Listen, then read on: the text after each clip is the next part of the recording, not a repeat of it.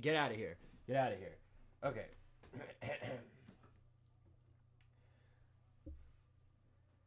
Yep, and now my camera's dead. Hold on. We're already off to a great start, chat. We're already off to a absolutely magnificent start. So give me a second to turn this camera on. I mean, we couldn't have had a better start to this stream if I tried. Yeah, that's the setup right there. All right, hold on a second. How's everybody doing tonight? Hope you guys are having a phenomenal night. What's tonight? Friday? Yeah, Friday night. Hope you guys are having a great Friday night. I'm feeling indifferent about it right now because the stupid microphone is or this stupid camera, which desperately needs an upgrade, is starting to really piss me off. So I'm trying to work around it right now.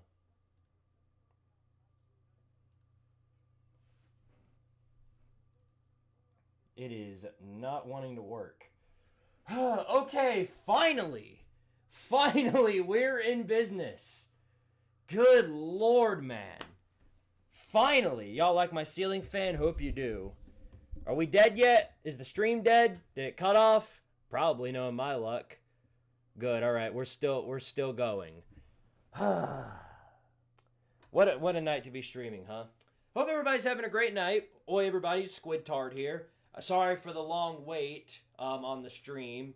My mic stopped working, so I had to recalibrate it, and I spent about 5 minutes doing that. And then, of course, as soon as I do that, my camera stops working. So I had to unplug it and replug it back in. So if that happens again tonight, just give me a heads up and I can fix it. I think I've got that down, but it does take a few minutes. But yeah, that's why I had to start a little late. Obviously, it caught me off a whim, but what can you do? Anyway, of course, final College Football Playoff semifinal tonight, Ohio State and Texas. And this time, I've got stingers for it. I've actually got stingers this time. Check this out. Y'all gonna love this. Take your the and the and shove it. The Ohio State. It's Ohio State. What do you mean the? It's the. It's the oldest word in the book. So yeah, I'll be playing that one every time Ohio State scores. And then for every time Michigan. Damn, Michigan might have scored on Ohio State again. But for every time Texas scores, here's the stinger that'll play. Longhorn Nation, we're back.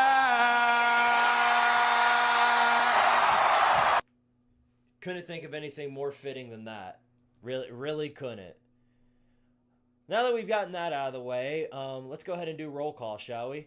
First off, we do have our first super chat of the night. Kenneth Bentley, thank you for the $2 super chat. He says, "I'm pumped for this. Let's go OSU," as in the Ohio State Buckeyes. Yeah, this is gonna be I hope this is a great game. But if it is a big time beatdown, I won't be surprised. Now, unlike last stream, I'm gonna end the poll on time.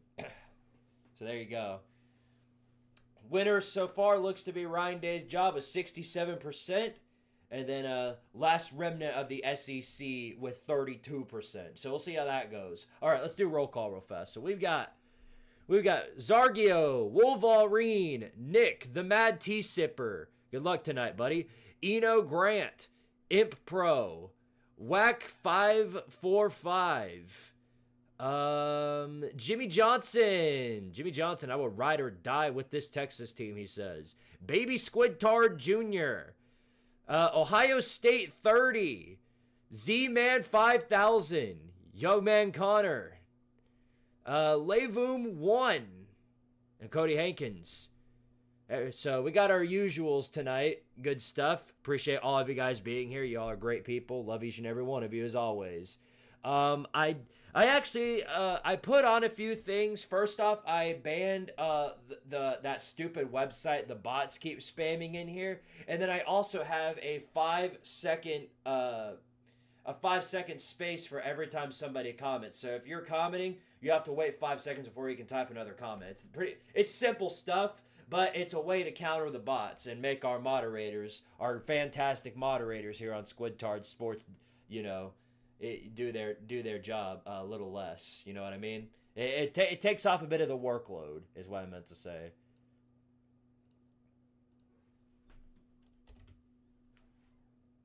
So there we go. There's our first 2 push-ups of the night. I'll start doing those and the numbers bump up. So, yeah. Any moment now, this game's going to kick off. As you already know, I'm excited for it. Of course, whoever wins this game is going to play the luck of the Irish in the national title game. And that's going to be a good game from the looks of it. It's going to be a really good game. A lot of people are saying it's Ohio State's to lose, and who knows? Who knows? They've got the correct commentary crew. Kirk Herbstreit and Chris Fowler, of course, commentating this one. Kirk Herbstreit he's right at home.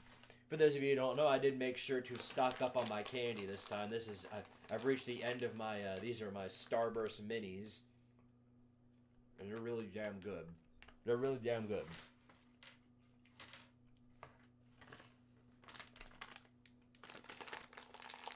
Well, I've basically run out of them.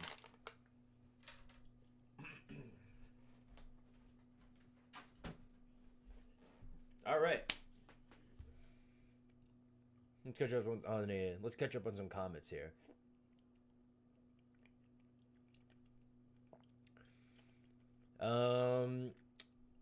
Let's see. Chris Pack's here. What's up, Chris Pack? What do you think about Nick Saban going to be in the College Football Hall of Fame? I'm surprised they didn't do it sooner. Squid doing something for his moderators? Rare. I do everything for all my moderators beside you. And if you keep talking like that, it might take yours away. Did you see my DM about my application for mod? I'm not I'm not doing like applications for mod. If you get a mod, you'll get it at random. Thoughts on Carson Beck going to his girlfriend's school? We talked about it last night, and I was like, yeah, I'm pretty sure he's going to Miami. And most people thought the same thing, and yeah, it turns out we're all right. We all kind of figured that that's where he was heading.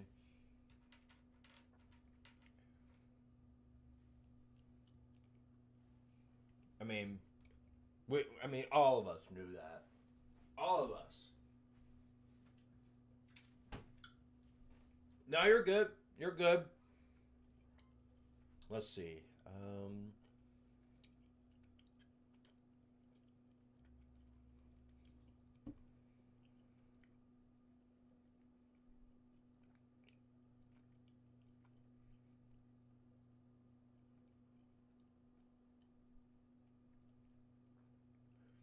Georgia didn't want the college Nathan Peterman. Yeah. Yeah.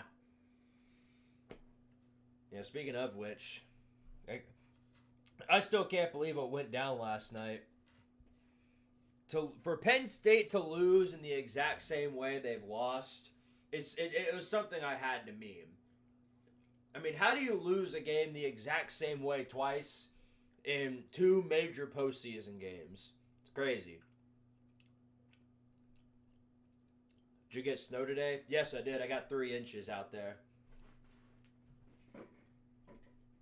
Yeah. 3 inches.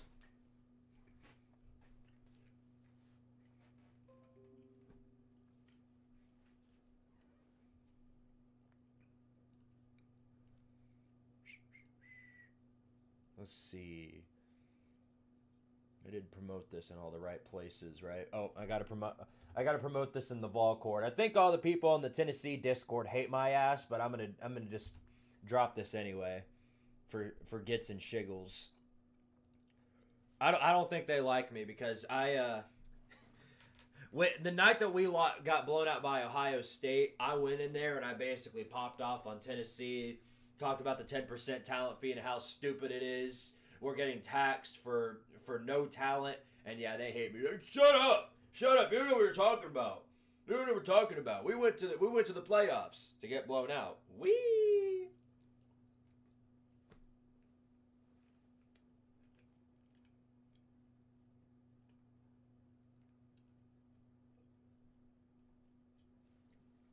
I'm just mad we lost because Drew Allard became NFL Josh Rosen. Daggum. Yeah. That was pathetic last night. I mean, that was bad. I sort of kind of expected Notre Dame to win that one since they had a much better run game going, and they had a much better passing game, I mean.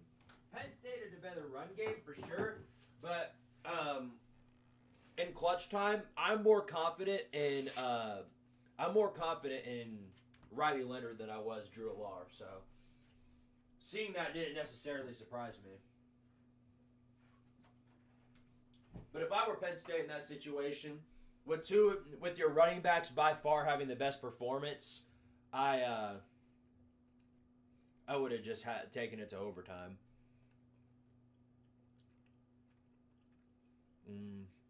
How did Tennessee do in the portal? Terrible. We picked up 2 players so far. We're 16th in the SEC in terms of transfer portal recruits. So, yeah, we're doing a phenomenal job. John Winters. Thank you so much for the $2 super chat. He says, Ohio State here. Ryan Day is going to cost us the game. You think so? You think Ryan Day will cost you all this game? I don't know. That's going to be interesting. He's got really good coaches around him. Chip Kelly has done a phenomenal job for this team. So, we'll see. But I'll go ahead and stack on those numbers. Bochi-chan. I got to watch that anime, actually. Texas better get the SEC book of excuses ready.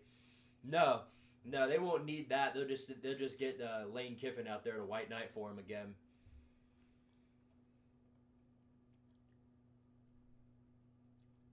Tennessee has lost more than they've gained in the portal. Ain't that the truth? We've gained 2 players out of the portal, and we've lost over. I think we've lost like 12. So yeah. Now a lot of them are like walk-ons and third stringers that were probably only ever going to see the field and when we were up by 60. But still, depth is depth, and we need a whole lot of it. Young man Connor, thank you for the $2 super chat. He says, can you do a YouTube poop of Lucas Sharp / pissed off Vols fan? I don't even know if it's worth doing that for Lucas Sharp. I think Lucas Sharp is a YouTube poop on his own. I think every time he talks, it's basically another YouTube poop. Nonetheless, though, thank you for the $2 super chat.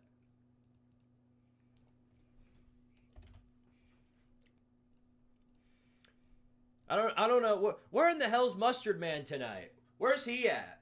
He made a complete and utter ass of himself last night. I thought I was going to have to take his mod away. I mean, that was bad last night. Now, he was half trolling, granted, but that was really bad. That was really, really bad last night. He was making a complete and utter ass of himself. I honestly can't tell up to this point if he's actually being genuinely serious about the refs screwing over Penn State, or if he's just saying that for gits and shiggles. If he's saying it's a troll job, credit to him, he got my ass. 18 lost, 2 brought in. Incredible. Absolutely phenomenal, incredible. I mean, you couldn't have asked for more. Ohio State, Texas. This is honestly a little nostalgic to me, only because this was actually, I think, in 2021's playoffs. The Tartarian playoffs, not the real playoffs, but the Tartarian playoff championship in the 2021 playoffs. That was Texas and Ohio State. So they've even got the same uniform combo in there. Pissed off Vols fan is a Tennessee fan on YouTube. He doesn't post it. Yeah, I've seen his stuff. Didn't he break a TV on one of his streams?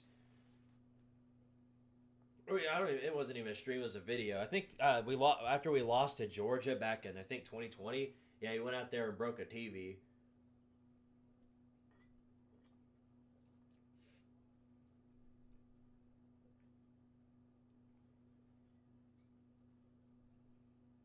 Squid, serious note, you might need to teach me how to edit on Adobe Premiere and how to use Photoshop. I can do that. We can make that happen. We can make that happen sometime. I'll teach you some of the basics.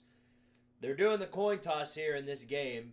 I gotta say, with how much I'm a little surprised Ohio State didn't keep on their scarlet uniforms. They've got the jersey, but they don't have the pants. I would have loved if they went all scarlet again. Oh god! Oh no! Oh no! It's Jerry Dingleberry, this clown. I hate this guy's such a clown. This ACC ref. He's one of the worst officials of all damn time. You know what this guy is? He's Bill Vinovich and Angel Hernandez. That's what he is. He sucks at his job. He doesn't know what he's doing, but for whatever reason, they keep giving him all the premier positions. Bill Vinovich has one of the worst track records of any NFL ref in the country, and yet they have him in every freaking Super Bowl. How? How does that keep happening? I mean, that's insane. So, I'm glad I brought this with me. This is going to become very useful tonight because there's going to be a lot of dumbassery tonight, and I'm going to have this and I'm going to wave it around big time tonight. I'm going to wave it around big time.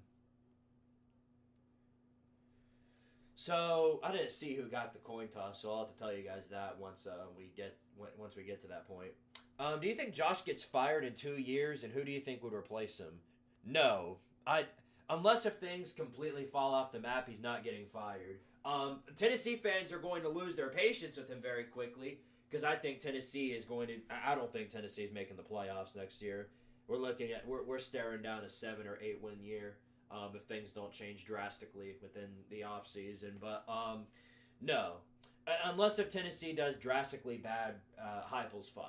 He's not getting fired in 2 years.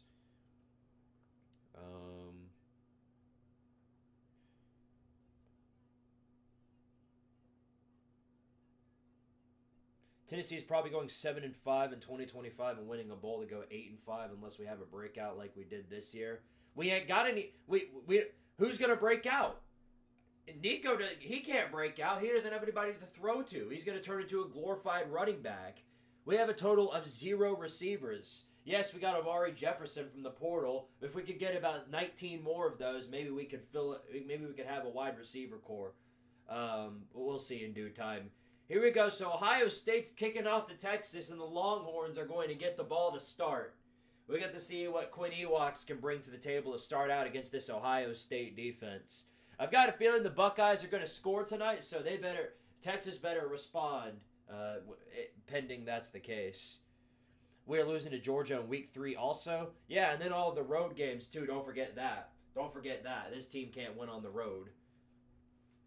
Here we go. Here is the kick, and it is football time in the Cotton Bowl. Goes out of bounds, and it's a touchback. Or goes in the end zone. Who cares? If we aren't doing anything in the portal, Josh Heupel might as well say that. Yeah, no. One thing is he's never he'll give you the most blandest coach speak answers ever. Literally, it's the same thing every time. Nothing's changed there. Having to give an injury report was one of the worst things for Heupel because now he can't be discreet about who's playing and who isn't. So here we go, Texas, starting from the 25-yard line. We'll see what the Longhorns can bring on the table to start. They've got 3 receivers out and 1 moving in motion.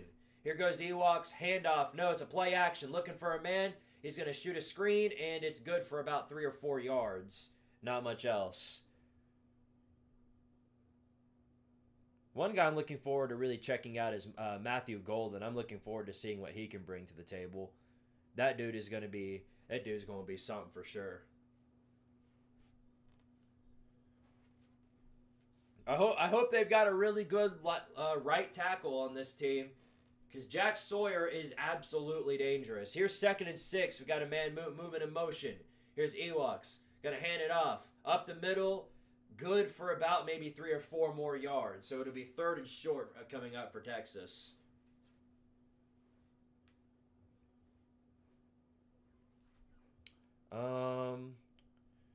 Thoughts on Indiana? Are you getting the Cuban Missile and that Michigan wide receiver? Indiana's doing some work in the portal. I'm telling you, that team right there is not going to be the dumpster they once were. As long as Signetti stays around for a while, I've got a good feeling Indiana's not going to be a garbage pail like they used to. Portal is really good for a team like that. Here's 3rd and 2. Got a man moving in motion. Going to be a handoff. No, play action. Rolling out. Throws. And it is caught with one hand. Mr. Matthew Golden making an incredible catch past the 50-yard line. He's definitely the best guy on the teams from the looks of it. The best receiver. And yeah, he was in coverage. He was getting held back, but one of his arms was getting held back. I'm surprised they didn't call PI on that. Actually, why am I not surprised? Jerry McCringleberry didn't see that. But yeah, anyway, Texas gets a huge gain right there. Matthew Golden, first reception of the night, goes for 24 yards.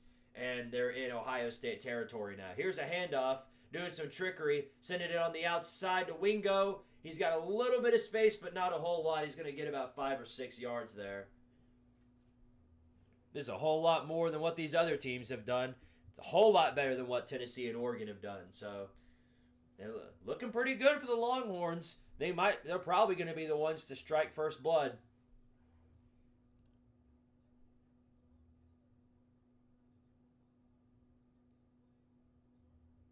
We lost Squirrel White to 2-10 FSU. That might be the worst part about that whole thing. I mean, you losing receivers to FSU. What the hell are y'all doing? Here's 2nd and 4 with 4 receivers out. All low in the backfield. Here's a throw, and it's batted at the line. Batted at the line by none other than Mr. Jack Sawyer himself, it looks like. So it's going to be 3rd and 4 coming up for the Buckeyes, or for the Longhorns. First incompletion of the night for Quinn Ewoks.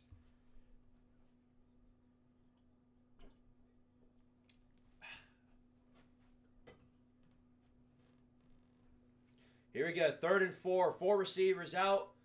Man moving in motion here. Ohio State bringing a 4-man rush. Here they go. Handoff up the middle. And nowhere to go right there. Nowhere to go. Completely shut down at the line, and it's going to be 4th down.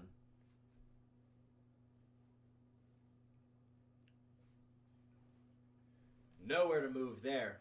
Had him wrapped up instantly. Trying to run it up the middle on this Ohio State defense, you better catch them off guard, because if you don't, you aren't going anywhere. 4th and 3, though, and looks like Texas is going for it. They're getting ballsy here. Whipping out the balls. The ESPN Analytics.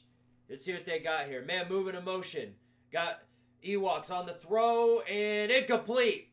Incomplete. Threw to a man who was well covered, and Ohio State's going to get the ball right back in their possession. So we'll get to see what Ohio State brings to the table to start out. Texas stalls out after a missed 4th down. I mean, I don't understand this one.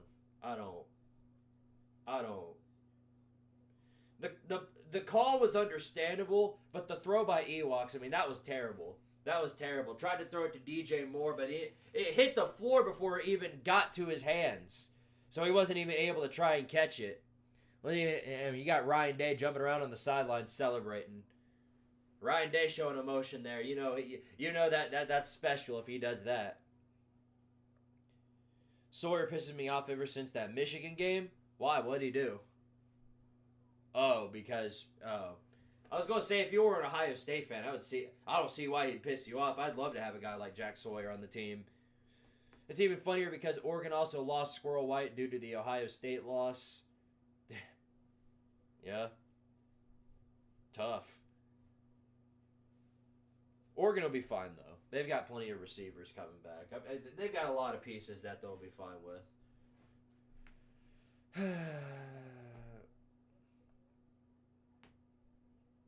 Visitor locker rooms are open. Should I go in? Go. At your own risk. At your own risk. If I find out you get arrested, I'm not bailing you out. I'm using my money sparingly.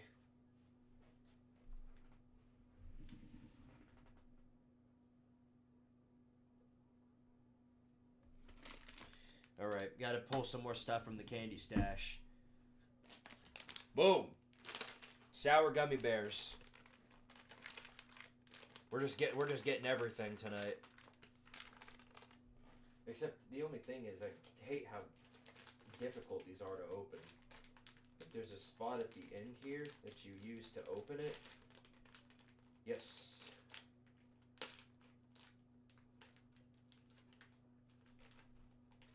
Got it. I'm a real man of genius.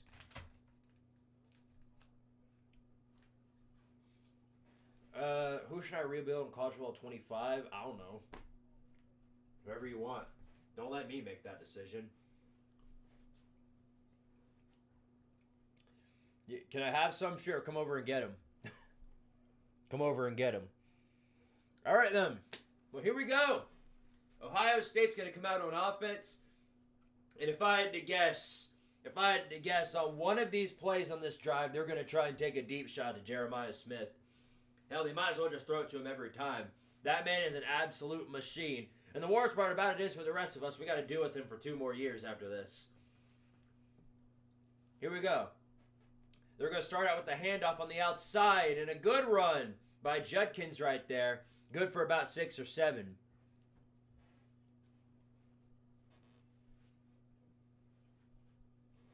So it's going to be about 2nd and 3, it looks like. Here they go, handoff. This one not going too well. It was up the middle, and they shut that one down pretty well. So it'll be 3rd and short for the Buckeyes here. They're going to have to air it out if they want to beat Texas. The run game's not going to work.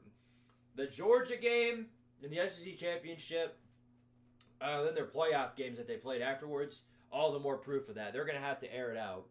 You don't have a Cam Skibbity. You can't just run it up the middle every time and pray for something to go good. 3rd and 3, though. Man moving in motion. Got 4 receivers out. Here's Howard back to throw. He's going to throw quick. Got a man and a first down. Emeka Egbuka gets a first down for the Buckeyes. Nice little dink and dunk right there to get that.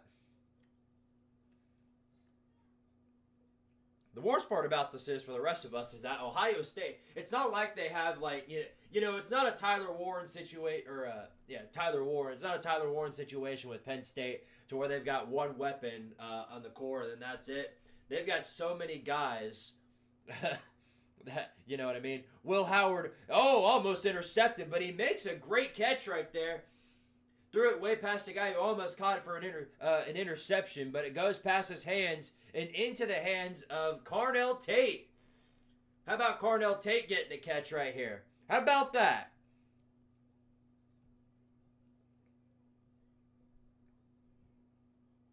Boy, that was close. That was absolutely close. But Carnell Tate gets his hands on it, and now it's 1st and 10 for the Buckeyes in Texas territory. Man moving in motion here. 4 receivers out. Here's Howard back to throw again. He's looking for a man down the field. He's going to take a deep shot to the end zone and overthrown and incomplete. He was looking for, you guessed it, Jeremiah Smith, but was not able to connect with him.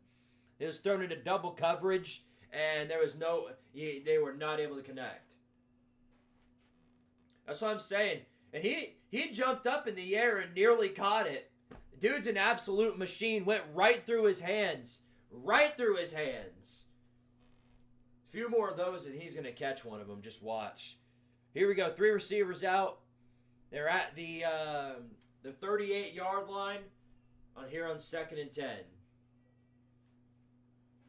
Here's Howard. This one's going to be a handoff to Judkins, who is stopped a little after the line, trips up, and it'll be 3rd and 6, I believe.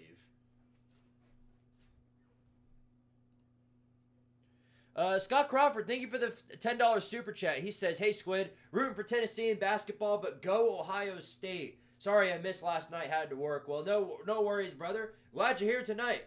You're here tonight, and that's got to count for something, man. That's got to count for a whole lot. Thank you for the super chat, bro. All right, here we go. Looks like they're going 5 wide. Nope, never mind. Somebody's coming up to Howard, and here he goes, back to pass, looking for a man down the field. He's going to take the slant route, and it is caught. First down, Buckeyes. Emeka Egbuka makes another clutch catch for the Buckeyes here. I mean, they've got so many weapons up front. There's nothing they can do about it from the looks of it. Great catch by Egbuka right there, because they were on him instantly.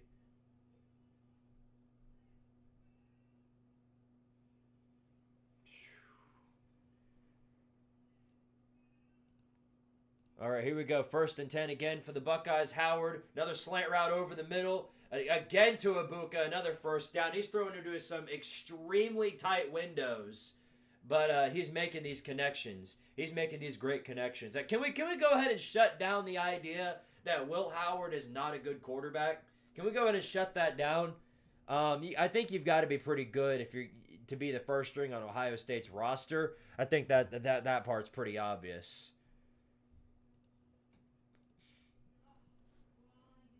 Here comes 1st and goal, Ohio State at the 10-yard line.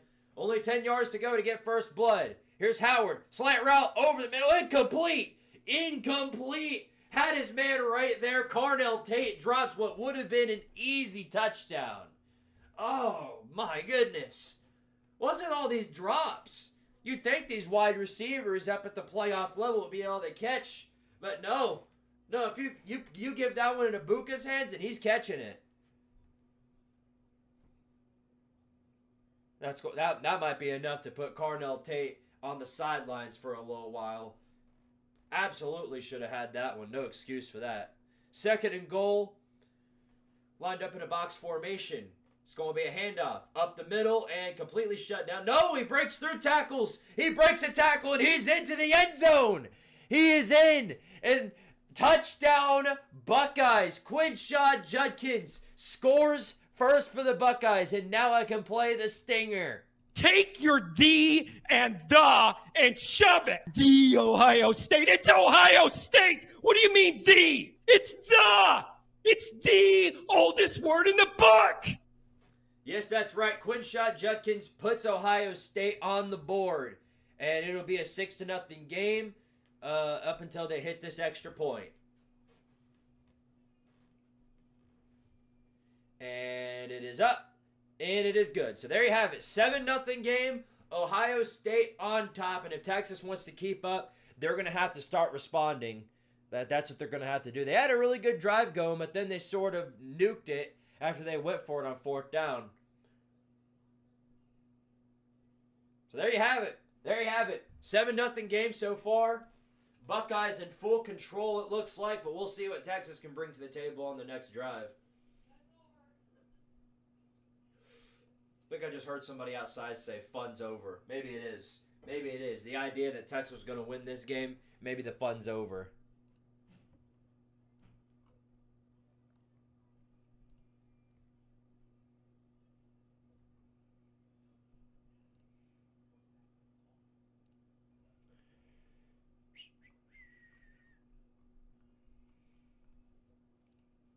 Yeah, but Quinn Ewok's, I mean, that earlier throw he made, that was bad.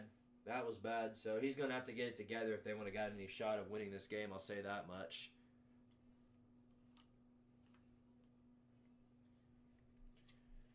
As an Oregon fan, I'm just rooting for the Meteor. Daggum.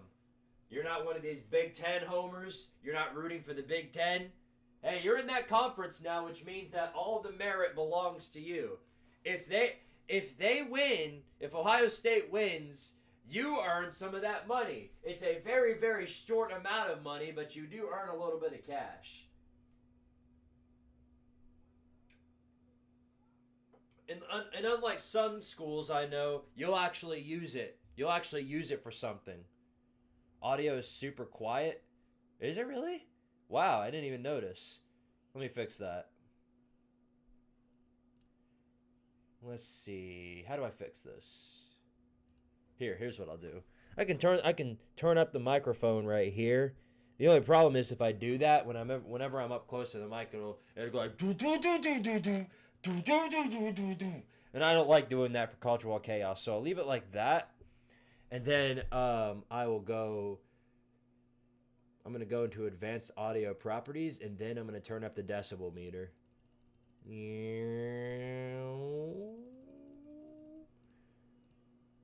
But that might do something. I turned it up about 4 decibels, so it should be a little bit louder now. Should be a little bit louder and clearer. My internet went beep boop for a second. My internet went a little beep boop. We're good though. We're back. Strongest SEC team versus team that lost to an 8-5 team. Oh yeah, that's right. That's right. Yeah. Big Ten better than the SEC. Big Ten is better than the SEC this year. You know what I mean? I think we all can agree on that. The SEC has had a strand of years that they've been the top conference, but for the first time in a very long time, the Big Ten is the best conference this year. So I think we can all agree on that.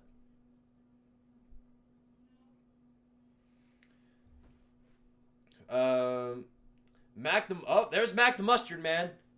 Here he is. Mac, what's going on, buddy? Can't stick around but wanted to drop in and say what's up and love you. Well, love you too, bro. Love you too. Love you too.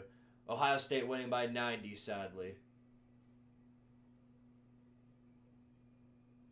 Audio keeps cutting off in some parts. Are you joking? Maybe it's because the audio's too high. Maybe it's because I turned the decibel meter up too high. So I'll go ahead and turn it back down and then turn up my mic a little. Maybe that'll fix it. I don't know why it's doing this, you guys. I really don't. I'm sorry.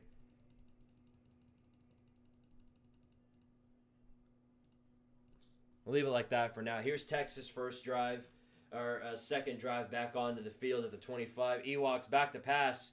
He's trying to get away from the pressure, and he goes down big time with the sack. Big time with the sack.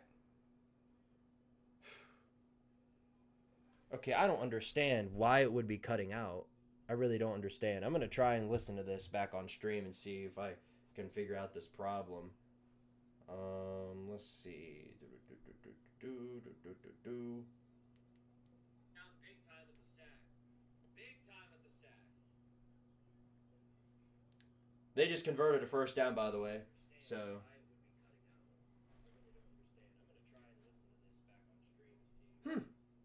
that's weird. Sounds fine to me now. Sounds fine to me now. I don't hear any problems now. Here's 1st and 10 for Texas now at the 36-yard line. Ewoks takes a screen pass. He's got an open lane and a big first down and then some. Past the 50-yard line and at the 40. Big game for the Longhorns right there. Now I got to listen back to this and make sure that everything's clear.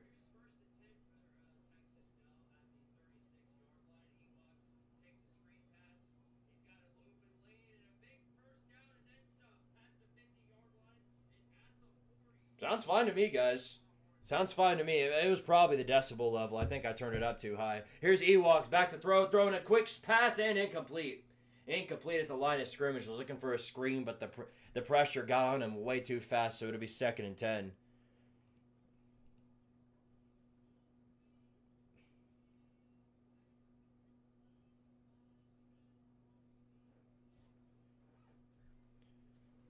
All right, well, if it happens again, just let me know.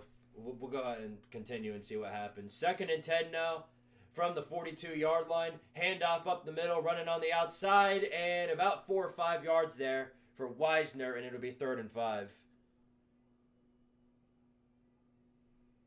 If Ohio State wins, it'll be 2 years in a row with the Studious National Championship. Wouldn't that be a something? Your voice isn't matching up with you. There's a delay or something. Oh, see, that's probably Chrome. That's probably Chrome right there. Here's 3rd and 7. We've got multiple flags thrown in now.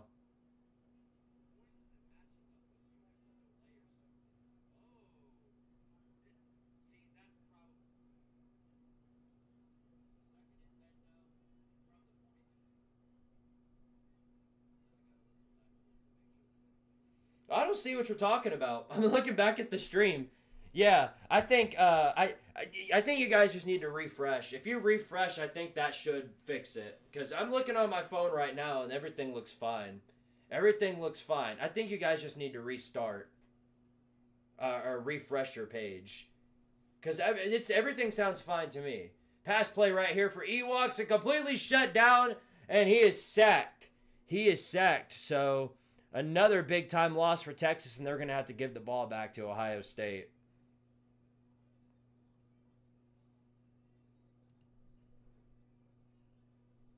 Guys, I don't understand what you're talking about. I'm listening to this right now on my phone, and it sounds completely fine. You guys just need to if you guys just refresh your page, that should do it. Another big time loss for Texas, and they're going to have to give the ball back to Ohio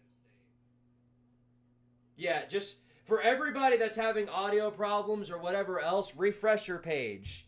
Refresh if you're watching this on your phone, just close it and then reopen it. And if you're watching this on your computer, then just refresh the page. Yeah. That was a YouTube problem, guys. That's what that was. That was YouTube being beat boot. So I do apologize for that. Obviously, they're trying to screw up my stream. I think I might have made somebody at YouTube mad. I don't know, but whatever the deal was, they did not like that. Anyway, though, Ohio State's getting the ball back here, and it's going to be first down Buckeyes.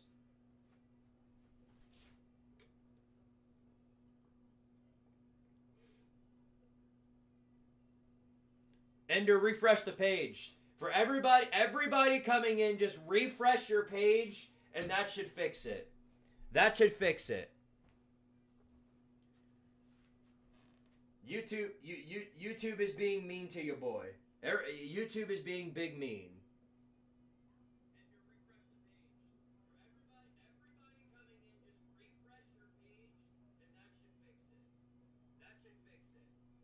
Yep, fine here. All right, yeah. I think whatever happened is fixed now. So, okay. Well, let's get back to the comments here. Let's go nuts. Yeah, a lot of people are voting for the nuts here. Watch them put in Arch and yeah. They're gonna put him Arch to hand the ball off on 3rd and 12. Watch. They're gonna have Arch Manning to come in and hand the ball off on 3rd and 12. Something like that. That's what's gonna happen. They put Arch Manning in on the last game for one freaking play just to run it up the middle. I would not be surprised if something like that happens. Ooh, we got him here. We got him here. Just wait until we hit him with that 3rd and 12 inside run. They'll never see it coming. If Ohio State wins, it'll be a revenge match for Notre Dame because of last year. Yeah, and the year before that, too. And the year before that. Ohio State beat Notre Dame twice.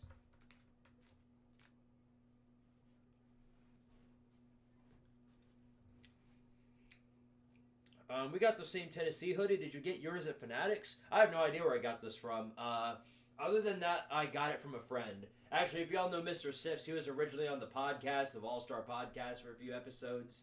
He was in a few live streams. He was the one that gave me that. He was actually the one that gave me that. Let me send him a message. We'll tell him we're live. He can come in here and explain himself.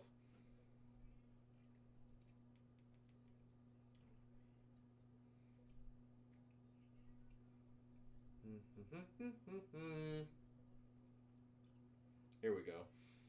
For all of you guys in here right now, we got 57 people. Let's get this to 57 likes. That would be greatly appreciated. All you guys are great people nonetheless. Anyway, here we go. Ohio State starting in deep in their own territory here at the 8-yard line. Got a man moving in motion. Here's Howard. Gonna fake the handoff, do a play action screen. Got it Jeremiah Smith, who breaks the tackle and gets around 2 yards past the line of scrimmage. It'll be 2nd and 8. 69 likes. Yeah, you might be onto something there.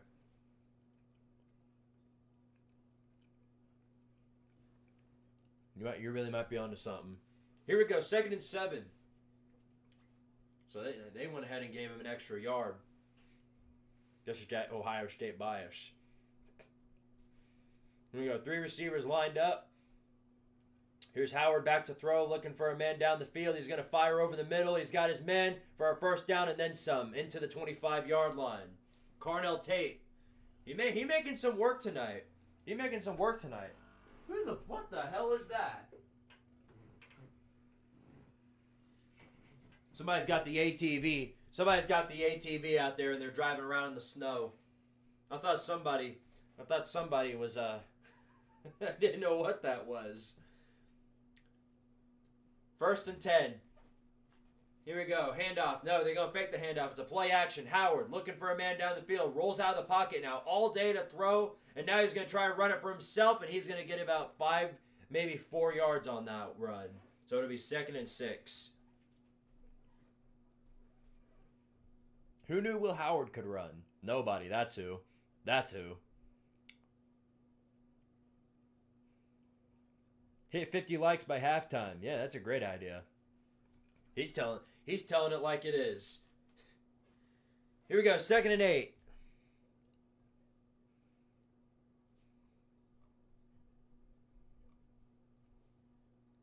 Second and 8 from the 26-yard line. Man moving in motion. Here's Howard. Going to hand it off.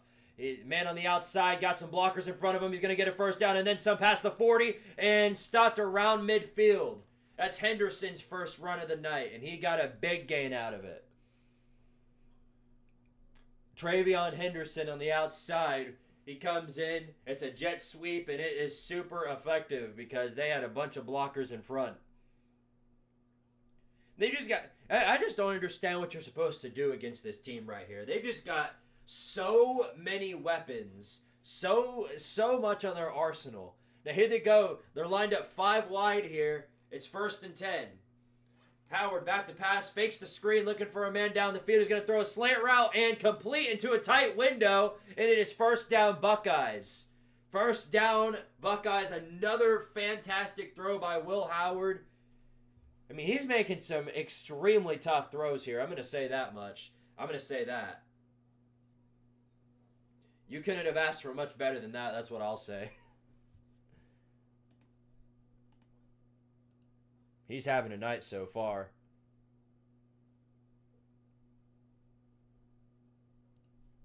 Here they go. 1st and 10, past the 40-yard line into Texas territory. Let's see what they've got here. Minute left to go in the first quarter. Here's Howard. It's going to be a handoff up the middle and completely shut down. No gain there. 2nd and 10 coming up. 2nd and 10 coming up.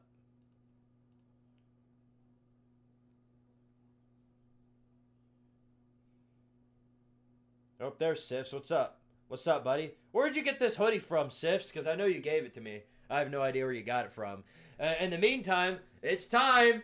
Everyone's favorite time of the day. Rough ball interference. We've got the pool noodle for it, too. What's it? Who's it on? Who is it on?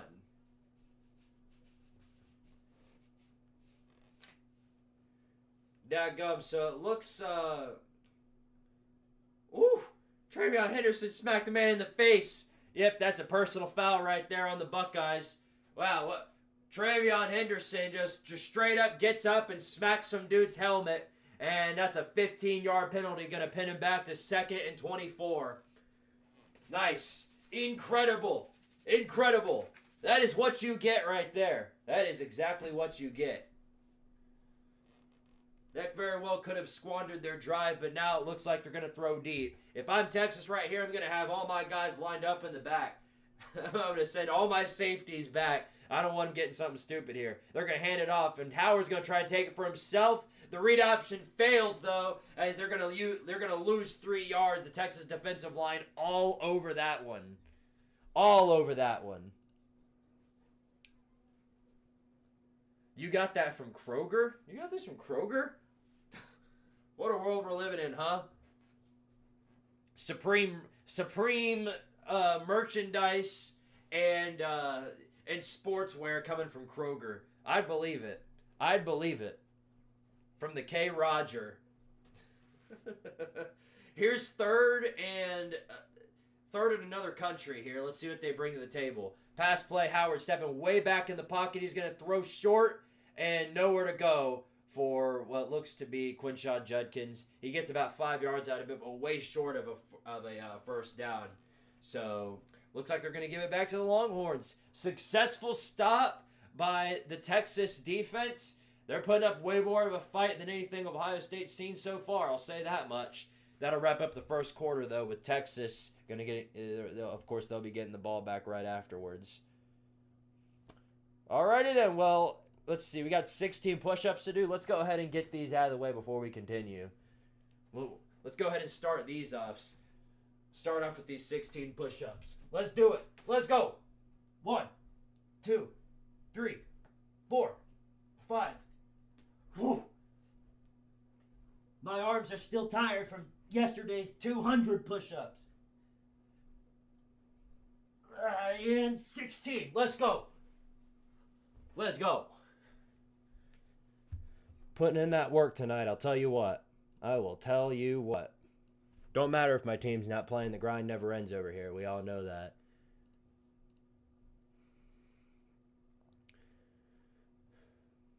Chiefs will win the Super Bowl. Tyler Swift will propose to Travis.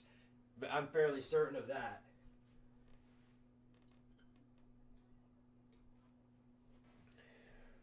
What's a Kroger? It's a grocery store down here in Tennessee. I have no idea how many there are, but over here in Tennessee, we've got a whole bunch of those. We also have this place called Weigel's, and it is basically the Knoxville version of Dollar General, because you walk 5 feet and there's another Weigel's right next to you. That's basically what that is. Alumni Hall, the best place for UT merch, and they accept student discounts. Ain't that a something? Do they accept vol card money? Because I've got $300 in that thing that I haven't used yet and haven't been able to use because I can't even figure out how to use the damn thing. I'd love to know if we could use that.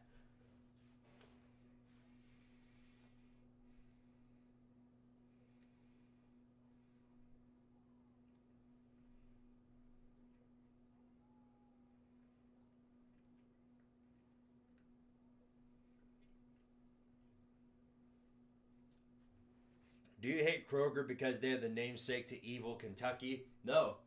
No. You win at Kroger. You win at Kroger. Kroger Field, that's Neyland North right there. I love Kroger Field. We're guaranteed to win over there.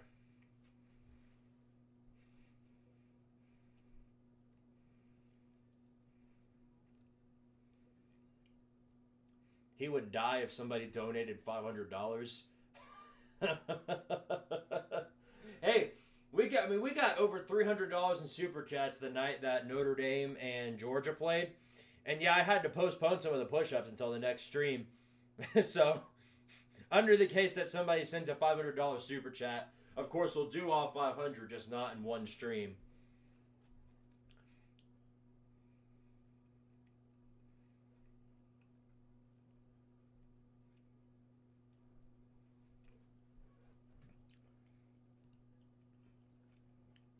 So Texas returning this one. Oh, he fumbles it. He fumbles it. Okay, it's recovered by Texas. I was looking at the comments for a second. I gotta stop myself from looking at the comments. I gotta stop doing that. How is there 7 minutes left when I left the stream? There's not. It's in the second quarter. Right? Oh, dadgummit. Hold on. Boom. Had to refresh. Sorry about that. See, now the images aren't even loading up. Can you believe this? Can you believe that? Now not even that's wanting to work. There we go. Freaking finally. Good grief. It's still behind, but at least we're getting somewhere. 1st and 10. Man moving in motion. It's going to be a handoff. A play action to Wisner, and nowhere to go there. Loss of 2.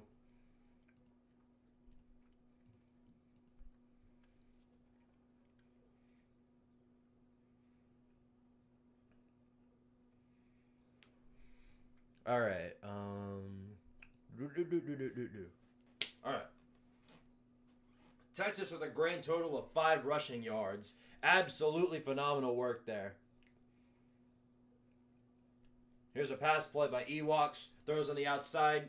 It's a screen. Good for about 5 yards, if that. But we got ref ball. We've got ref ball, so we'll see what this is. What does the legendary ref ball pool noodles say now? Oops. To whom is getting hurt now? I also got to move this up. My bad. It is a face mask. Yes, it is a face mask on poor old. Who's it on? Is it on Ohio State or is it on Texas?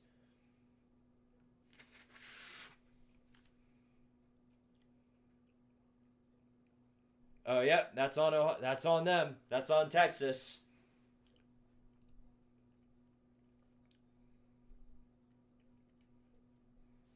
That is on the Longhorns right there. Young man Connor, thank you for the $2 super chat. He says, "Yo, Squid is your favorite band if you have one." I will absolutely answer that after this 2nd and 21 right here. Here's Ewoks. Back to pass. Slant route complete over the middle. Good for quite a bit of yardage, but it's going to be 3rd and about 10. My favorite band is Beast in Black, if you ever heard of them. They're a heavy metal band.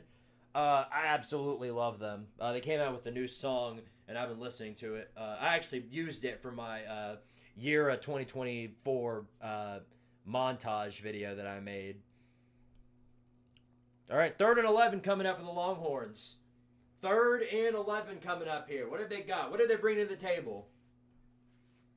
Back to pass, Ewoks. They're bringing all the pressure, and he goes down. The ball comes out as a strip sack, but who's got it? Texas. So Texas recovers the fumble, but Ewoks goes down with a huge sack. The edges around the offensive line just completely collapsed. The edges got around, and they just completely shredded through that offensive line. They had absolutely no answer for it.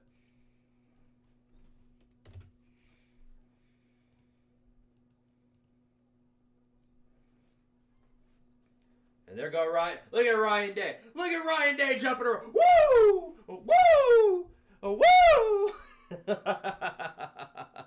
Here's a run. It's a possible return for Ibuka, and he won't get anywhere. In fact, he probably loses a few yards on that one. But nonetheless, Ohio State's going to get the ball back undamaged upon in this game, as it's still a 7-0 matchup.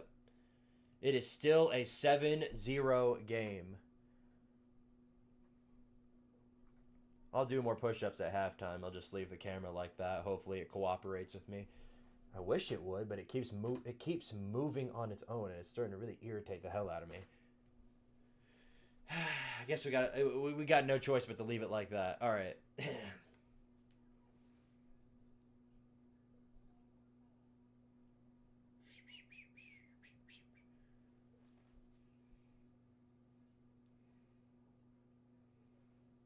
Hey, where's Squid's head? Gone. Gone. Somebody took my head. Somebody took it. Ryan Day is cheering because he knows he's getting a long extension after this one. To the chagrin of Ohio State fans. This might be the only time in history where a coach where all their fans wanted fired is going to win them a national championship.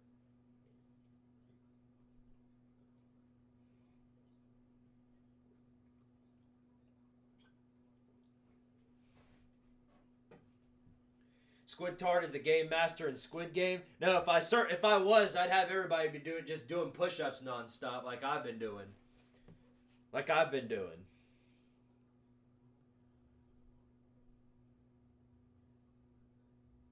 You want him to take his skin off? Dude, if I could, I'd take it off right now. And there might be bugs in my skin. Who knows? Maybe I might be made of bugs. I'm not really a human entity at all. I'm not really a human entity. I'm just a figment of your imagination. Hell, this stream isn't even real. This is a simulation. You've actually been asleep for your entire life. And the moment that you die, you're going to wake up all over again, and you're actually going to live your real life. What you're living through right now is a simulation. We all know Squid would fall at red light, green light in Squid Game. Yeah, and then only when I'm taking you down. Only when I'm taking you down. I do like this to you, Lucas. I do like this. You come up right behind me, and I'll just start going. Give you one of those. Michigan fans wanted Harbaugh fired for years, and look what he did. There might have been illegal activity, but he still won the big games. Yeah, hey. Shout out to Connor Stallions. Shout out to Connor Stallions, man. He put in that work when they needed him. Yeah, I'm the boogeyman. How'd you know? We need to all play that Roblox game. They've got the red light, green light on there. Maybe we should just all play that. Matthew Golden for Texas is injured. Oh hell, is he really? That's bad. I mean, that's really bad if you're Texas. That's probably the biggest piece on that team right there, if I'm being honest. So we'll see what they do if he comes back. It's first down for Ohio State from the 34-yard line. Rolling out the pass. Howard gets the pass off complete for about 7 yards to Carnell Tate. How about that? Carnell Tate being wide receiver numero uno tonight. Wouldn't have seen that one coming. I got to be honest. I thought this would be a Jeremiah Smith show, but I guess Texas took their notes and they're boxing him up pretty good because he's not able to do much tonight. But he's gonna make a play. We all know he's gonna make a play. 4 receivers out here on 2nd and 3. They do a screen pass, great blocking in front. He gets the first down. So another first down for the Buckeyes. They are undamaged upon it. While this certainly isn't a blowout, it does kind of feel like one because Ohio State has been dominating in mostly every facet of this game. Even though nobody's barely got any yards.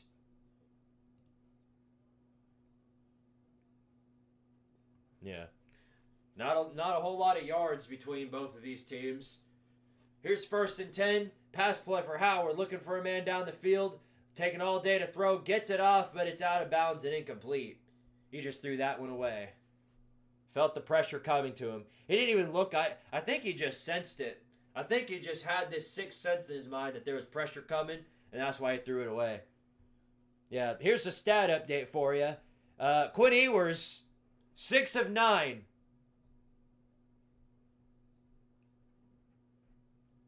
For 75 yards. Texas has a total of -5 rushing yards. If you take away the sack yardage, they've still only got about 10. Speaking of which, here's 2nd and 10 for the Buckeyes. They're going to do another screen on the outside. Not many blockers there, and he's pushed out of bounds. But ref ball has come in. The legendary Pool Noodle has spoken and has made a decision. It might screw over Ohio State further here. It might screw them over here some more. The Pool Noodle has made its decision. Let's see what the ref ball noodle does here. And it looks like it's an offensive holding. So that pins Ohio State back another 10 yards. Dang. You hate to see it. You really hate to see it.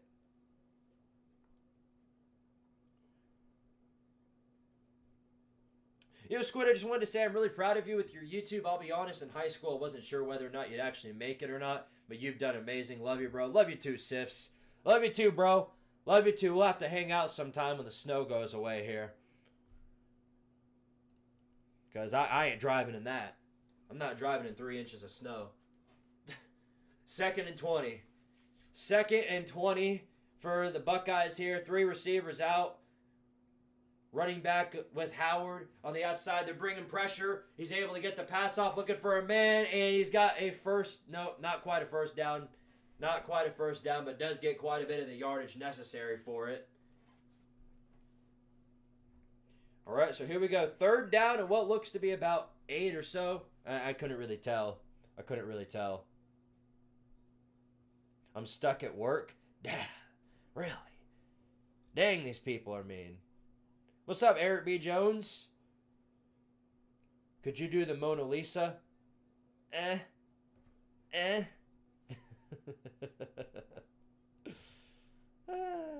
So here we go, 3rd and 8. Looks like I was right. Here goes Howard, back to throw, looking for a man down the field. Throws a slant, and it is incomplete. Off the hands of Emeka Ibuka, and Ohio State's going to punt the ball back to Texas.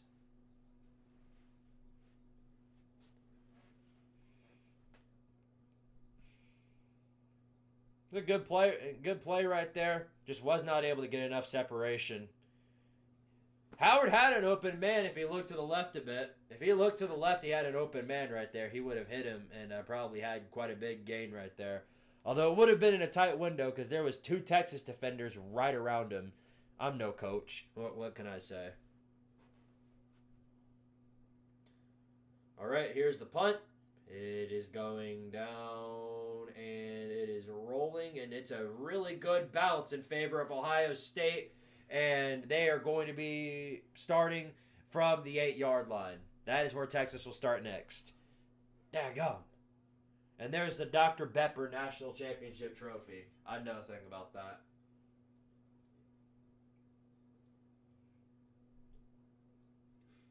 Ohio State, man. This has got to be a great day for Ohio State because it's the only time they've been able to do this. The horns down. Don't let this distract you from the fact that Alabama should have been in the playoffs. Of course. Of course. I mean, hey, if Ohio State can lose to Michigan and get into the playoffs, I'm sure Alabama can too. Alabama can lose to Michigan on top of pretty much everybody else they played and then still get in the playoffs. Never listen to Lucas.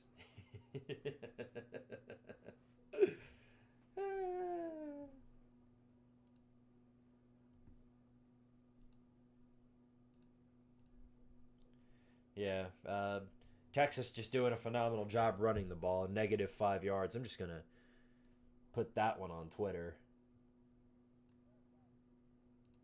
I mean, that's comedy right there.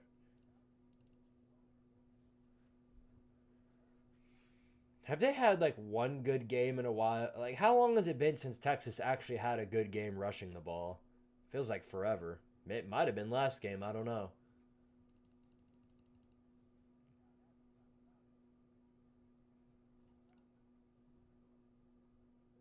Ouch. So that thing on Will Howard's hand that I saw earlier, that was a knot. That was a knot. Ow. I can feel that one. Ow, ow, ow, ow, ow, ow, ow. That is one thing of pain that nobody ever wants to go through. I can tell you that much.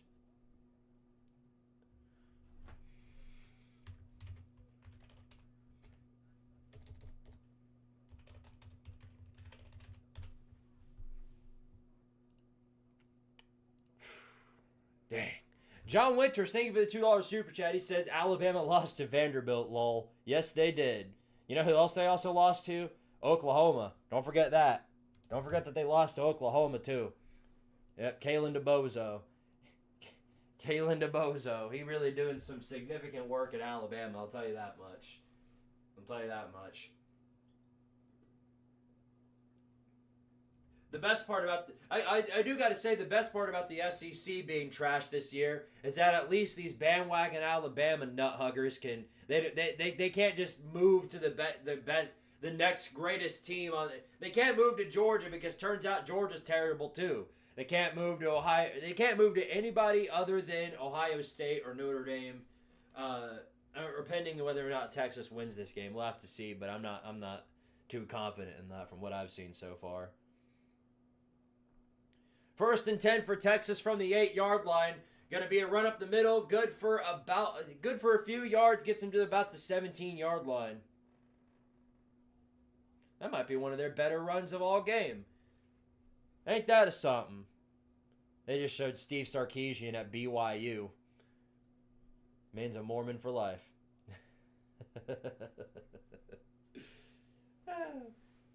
Texas with a groundbreaking 2 rushing yards. Phenomenal. 2nd and 3 now for the Longhorns. They're going to set it up the middle again. And looks like they're going to get a good enough push to get a first down. And he'll be stopped at the 20-yard line. So there you go. Now they've got a grand total of 6 rushing yards. Phenomenal. Absolutely excelente. Quinn Ewers still 6 of 9 on passes. I hope he doesn't have to throw another pass the entire game. Here's 1st and 10. It's going to be a handoff. Nope, play action. Ewers looking down the field. He's going to throw a slant, and it's good. No, incomplete. Had his hands on it, but was not able to complete it. Took a huge hit right there. Major hit, and that'll put a wraps on that one. Helm had his hands on it, but as he was coming down, he dropped it. Ooh, that looked... I don't know about that one. I don't know about that one. That was helmet-to-helmet contact. That is helmet-to-helmet contact. That's now the 2nd time so far Texas got away with what could have very well been a targeting call. Here's 2nd and 10 now. Oh, No, ref just had to get adjusted. All right, 2nd and 10. They ran out of time on the play clock, and now I have no idea what these morons are doing. Jerry Dingleberry wasting everyone's friggin' time again. What's new? What is new? Any moment now. I guess they might be looking to see if this was a potential targeting. Otherwise, why would they be wasting as much time as they are scanning around the field? Like, what are they doing?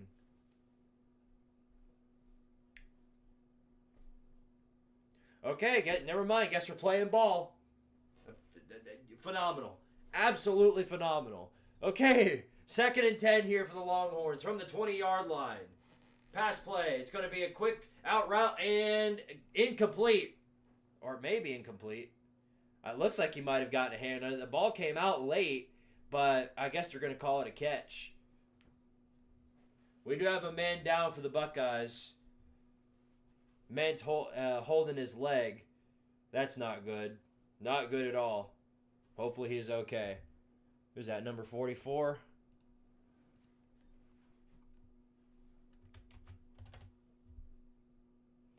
Yeah, that's one of their edges. That's JT Tuamalo.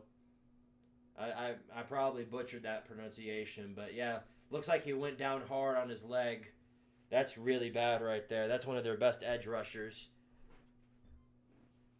Hopefully he's okay. ACC Ref Show. What's new? What's new?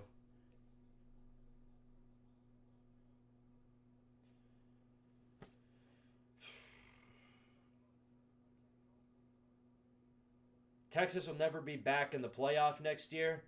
What makes you say that? What makes you so certain of that?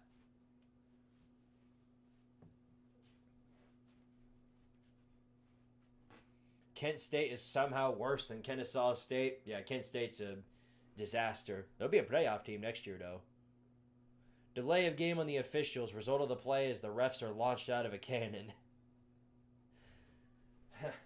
How about launch to the Canadian Football League? How about that?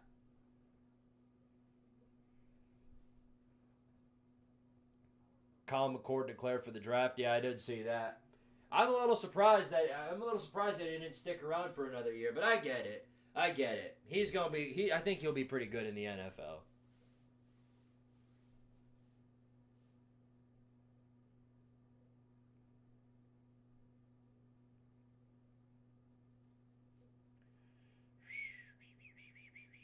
Send them to the German league. Yeah, just have them out of the country. Make them go to a different league. Make a different country experience what we had to deal with Jerry Dingleberry. I mean, legit. Like every single time I've ever heard a ref ball is one of the worst things I've ever heard. Like every time we have a talk about that, it's been them. It's been that officiating crew.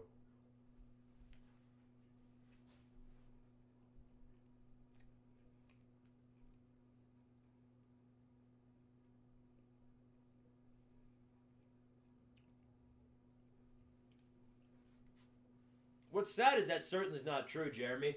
If Kent State played a high school team, they'd massacre him. It's like when some people say, like, when an NFL team is so bad, like, the New York Jets, man, the New York Jets would lose to this Ohio State team. No, they wouldn't. Ohio State would never score a point on the New York Jets.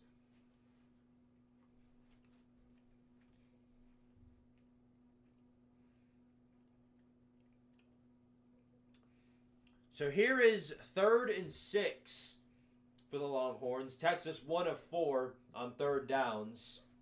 We'll see what they can bring to the table here. They've got to get to the 30-yard line.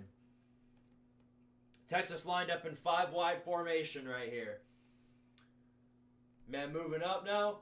No longer 5 wide. Now they're moving out. Here's Ewoks. Back to pass. He's taking a shot and well off his hands, incomplete. Looking for Wingo and couldn't hit him. Yeah. I'm going to say this much. Will Howard looks a lot more confident in the pocket than Quinn Ewoks does. And that's definitely part and due to the fact that Ohio State's edge rushers are doing exactly what Penn State's edge rushers did to Riley Leonard. Gave him about a nanosecond to throw the ball, and then that was it. That's what you get. Other than that, you get nothing else. That's what you get.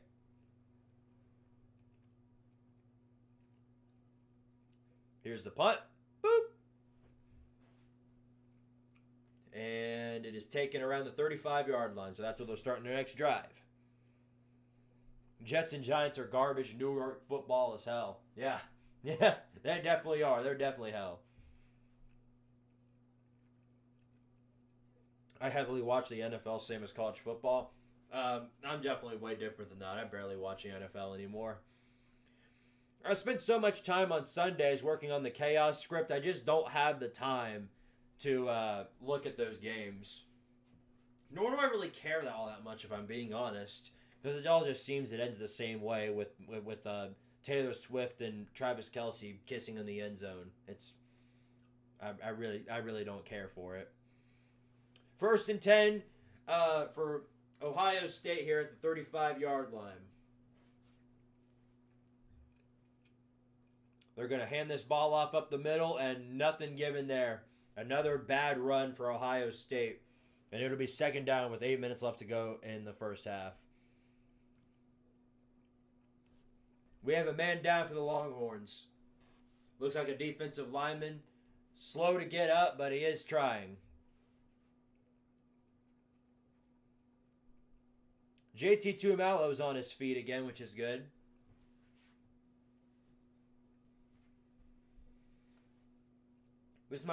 The way things look, this might be the injury bowl after all said and done.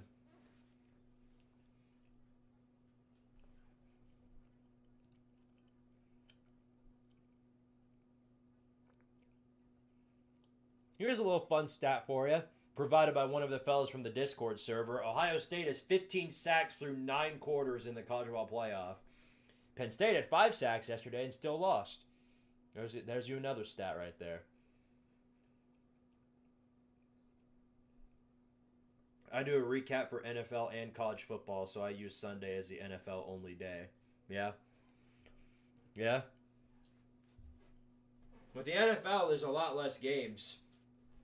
A lot less games because there's only 32 teams. In college football, the fact that there's well over 100, I'd say it's depending on what you do, recapping all the games is extremely difficult in college as compared to NFL. I'll say that much.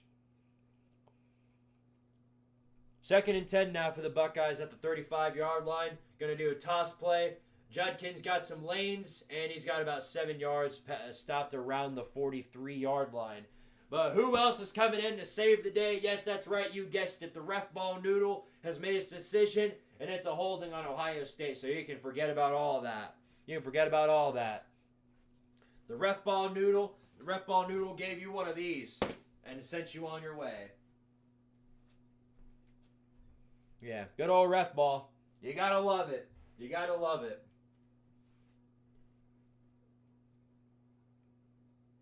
That was pretty egregious, though. I gotta admit that.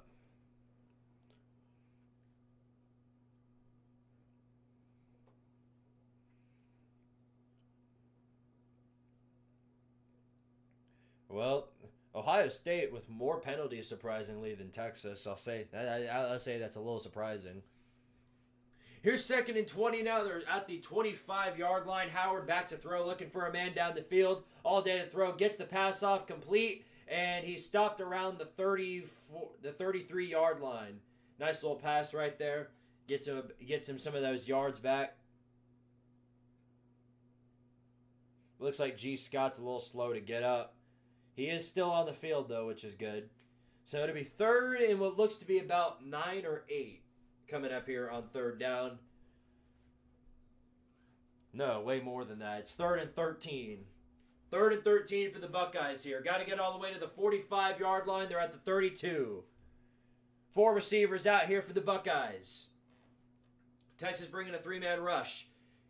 Here they go. Back to pass, and looks like we got ref ball. Looks like a false start on Ohio State. Woo! Woo! Woo! Woo! tricks with this thing. Whoop! Oh. Ref ball interference. Whee! Whee! So much fun. It is so much fun. So false start pins back Ohio State. And what's looking to me like an extremely defensive game. I knew Texas was going to have a much better time against this Ohio State offense than Tennessee or Oregon did. But, Ohio State's struggling really bad on offense right now. But Texas is doing worse. Here's 3rd and 18. A mile to go for them. Can they make something happen out of this? 4 receivers out. Texas bringing a 4-man rush. Here's Howard back to throw, all day to throw. Gets the pass off. It is caught, but way short of the first down marker by about 3 yards. And it'll be 4th down. And since they're in their own field position, my expectation is that they are going to punt. And that is exactly what they'll do. They'll chew out this clock in the process, though. About 5:45 left to go in the first half and counting.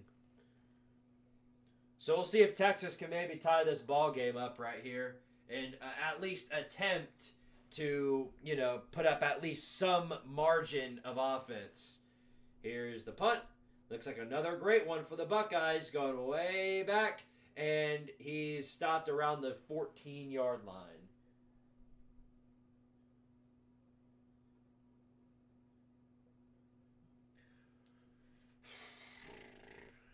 Yeah, this is definitely a sleep fest, I'll say that much. This is more of a sleep fest than last night's game. What difficulty were you playing on with UTEP? I was playing as, All-American. I was on All-American in the UTEP dynasty. This Ohio State looks like the Ohio State that played against Michigan. Well, they're at least attempting to throw the ball, I'll say that much, but they're trying to run the ball a whole lot more too. They're getting held back by penalties. Whatever was working for them in the first 2 games clearly is not working in this one. Texas doing a much better job getting pressure on Will Howard. That's definitely the biggest issue of what I saw with Tennessee and Oregon, was that neither of those teams were able to get any sort of pressure on Will Howard. That offensive line for him was doing some serious work.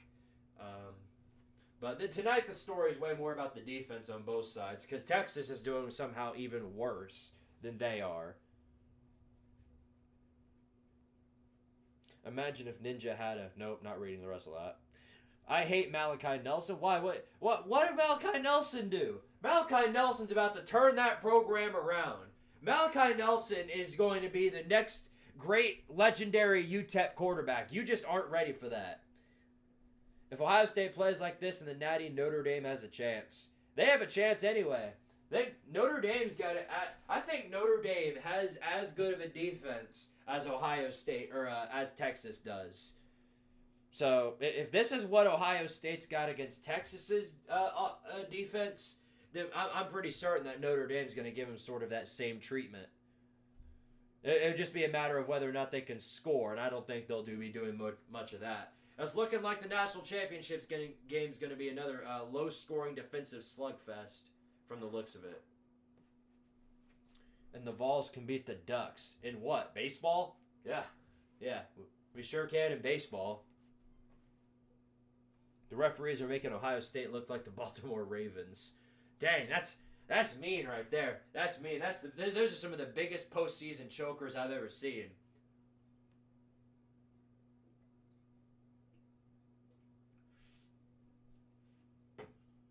My brother wants to see a quality Texas loss. Well, there's no such thing as a quality loss unless you're Alabama. So, what you're looking for is a quality win for Ohio State. And they are up, which does have to count for something. I'm not sure what they're looking at, but they're replaying one of these tackles, and they might... Oh, they're playing Matthew Golden's injury again. Golden's still on the sideline. Losing Golden, I think, has definitely left a major impact on this Texas offense because he's by far their biggest playmaker. Here they go, though, from the 15-yard line. Ewok's all alone, takes a screen, a little bit of yardage right there, pushes for a bit more, and he's going to be shut down around the 24-yard line. Nice play right there for Texas. one of their better screens tonight. Quinn Ewokes is he's 7 of 12 for 83 yards. So that's got to count for something. 8 of 13 now. 8 of 13 for 91 yards. That's pretty good. Here's 2nd and 2, lined up in the box formation. 4-man rush, man moving on the outside. Ewokes hands off as a toss, and it's good enough for the first down. Gets him past the 25-yard line, Jaden Blue. At least Texas has got positive rushing yards. I'll say that much. With all the sacks Quinn Ewokes has taken, they've got 9 total rushing yards if you include the sacks. Here we go. 1st and 10 from the 26-yard line. Man moving in motion. Here's Ewokes. It's going to be a handoff up the middle, and he's got some space. Good push right there by the Texas O-line. Gives him another 5 yards.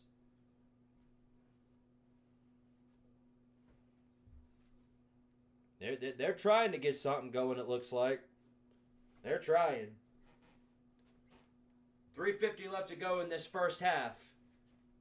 Lined up in 5 wide now. Ewokes all alone in the backfield, or in the pocket. Here he goes, back to throw, looking for a man down the field. Plenty of time now. He's going to take a very deep shot, and it way overthrown. Looking for DeAndre Moore, and was not able to hit him. It was way overthrown. In fact, so much so that there's not even a chance for any sort of this. So it'll be 3rd and 5 for Texas. What has Sark got here? What does he have here? Because Ewokes is definitely rattled. I think we can all agree on that. They were 1 of 5 on 3rd downs. Let's see what they've got here. 3 receivers to the right. Man moving in motion. Here goes Ewokes. Back to pass, looking for a man down the field. Plenty of time to throw. He does. And he's got, oh my gosh, he dropped it. He dropped wide open man. Literally could not be more wide open. Isaiah Bond, just like in the Georgia game, wide open. Literally had a first down right there. And somehow he drops it. Somehow he drops that. Now I see why he's not at Alabama anymore. Bro can't catch. I mean, that's alarming. How do you drop that? It's unreal. The SEC is supposed to be a premier conference for wide receivers, and all they have is a bunch of people that can't freaking catch the ball. Ohio State, of course, gets the ball back now, and they're going to be at the 26-yard line to start their next drive. I mean, it's unreal. All these different teams, all of them have got wide receivers that can't freaking catch. It's unreal. All of them are the exact same way. Here, we'll pretend this pool noodle's the football. Here it comes.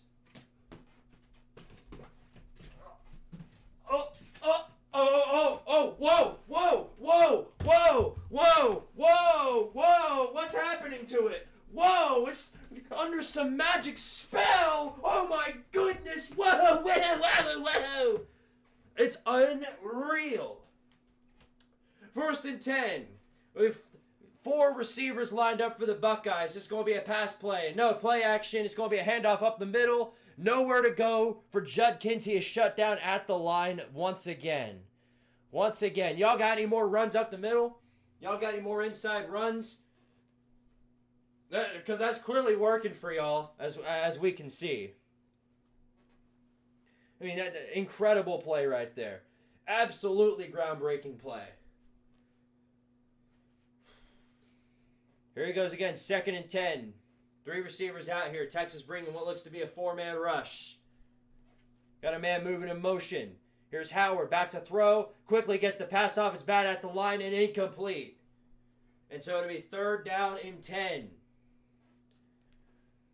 Yeah, Ohio State, I'm going to definitely say that they're looking a whole lot more, they're looking way more conservative than the previous 2 games. They aren't throwing downfield all that much. They're kind of just sticking to the runs and the screens. I have not seen him do much passing past the line of scrimmage. So here we go, 3rd and 10. Ohio State 2 of 5 on 3rd down. Let's see what they can do to this Texas defense. 4 receivers out. Howard back to pass. They're bringing the pressure. He gets the... No, he does not get the pass off. Goes down with the sack instantly. Ohio State offensive line completely crumbles under the efforts of Texas. And they'll get the ball right back in their hands. Honestly, if he threw that, he was probably just going to have a receiver that drops it. Because nobody can catch anymore, apparently.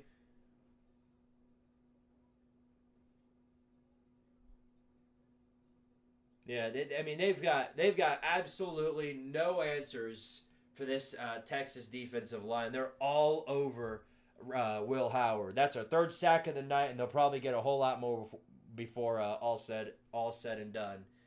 We've hit the 2-minute warning, and Texas will get the ball back with that much time left to see if they can try and score. We'll see. What if Alabama played Penn State? Penn State would blow them out. Conservative day always gives the game away, which is odd because they were super aggressive in the last 2 games, constantly throwing downfield, making wide open plays happen out of nowhere, sending all their guys down the field, constantly going 5 wide on about every other play. They have not been doing a whole lot of that tonight. Not a whole lot. Texas must have done something that's really started to give Chip Kelly a scare, because they literally have not been doing much of that at all. The offense is bad. Either that or the defense is good. The defense is good. The defense is really good, but neither offense have been playing up to par. I'll say that much. They have not been playing their best ball tonight. Over under, we go into overtime at 7-7. Very possible. Very possible. In fact, with how long this has felt like, it almost feels like it's already past the 4th quarter. Texas fans were talking so crazy before. What's new? What's new? They've been talking crazy ever since they got into the SEC. Half of the people in that fan base wake up out of bed and the first thing they do is talk shit. Yeah, Ohio State fans are talking crazy too. And they've got the merit to do it. What's sad though is that every time I see an Ohio State fan talk, the counteraction I see immediately afterwards is the Michigan fans running in to do the exact same thing. They can't escape Michigan. Don't forget that. Do not forget that. Second half going to be a slaughter? From who? From who? I haven't seen anything from either team that makes me think that anybody's blowing out anybody. Remember what Ohio State did to Iowa? Which time? The only Ohio State-Iowa game I actually have a remembrance for is when Iowa blew out Ohio State. It wasn't like a 55-24 type of game. Ohio State let Iowa put up 55 points on them. Now, I know that's a weird thing for anybody to hear. Iowa putting up 55 points on a top-ranked team. Yeah, I know you're sitting there like, what? What kind of universe are we in? It's a weird universe, I know, but it is the universe that we were in. It was a long time ago, though. This was like one of the first years I was on YouTube.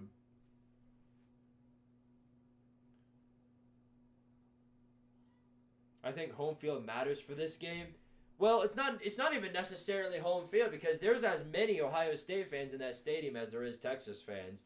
I don't know the turnout of how many Texas fans are there, but I know it's definitely not like a home field game. Here's a punt. Not the best punt right there. Definitely not the best punt. And Texas will get the ball at the 40-yard line is where they'll be starting their next drive. So this is the best of chances of any that you'll get to tie this ball game up. So you better take advantage of it. And you absolutely need to. If Ohio State's offense gets cooking at any point in this game and you don't have an offense that can counter or a lead, you're probably done. You're probably done. So now's a better chance than any to at least tie this ball game up. Some Ohio State fans accidentally bought tickets to the Orange Bowl. Well, at least they got to see James Franklin poo-poo on his pants again. They must have felt responsible for it because every other time it's their doing. Up the middle on first down, not much given there. Another inside run that goes for absolutely nothing. Tell me more. Tell me more stuff that I don't know. Clock will go down. Both teams still have 3 timeouts. 1:37 left to go in the first half on 2nd and 10. An astounding 14 total rushing yards for Texas so far.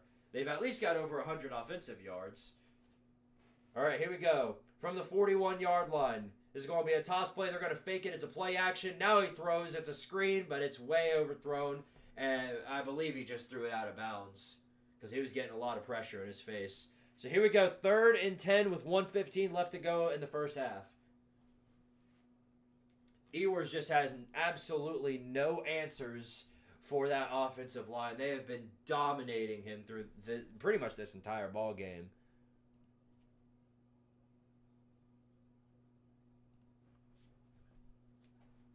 So let's see what they've got cooked here. They're 0 for the last 5 on 3rd downs. Ewoks back to pass, looking for a man. Now he's going to run out of the pocket, try and get it for himself. Can he get there? Gets a big push, and looks like he was past the 50, and it looks like they're going to give him the spot. They're going to give him the spot, it looks like.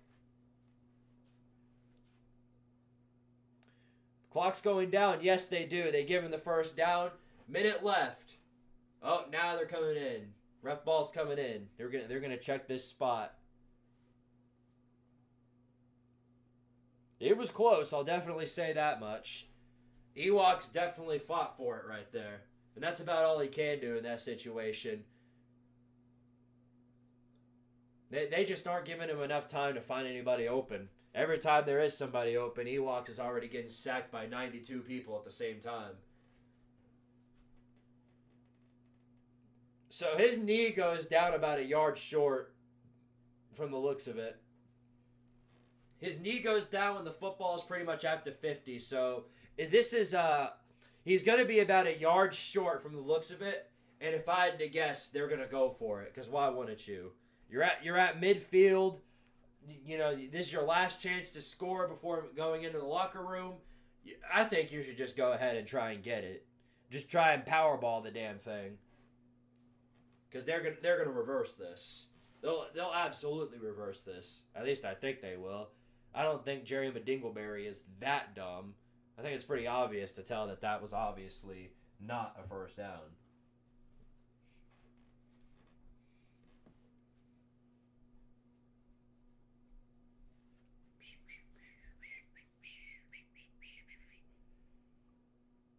ACC refs are ass. Yeah, what's new?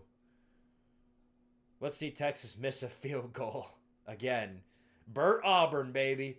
Burt Auburn. When you got the last name Auburn, what you expect? What you expect? I don't know why this is taking so long for him. It's well too obvious at this point that it's obviously short. I don't know why they're taking this long to figure that part out.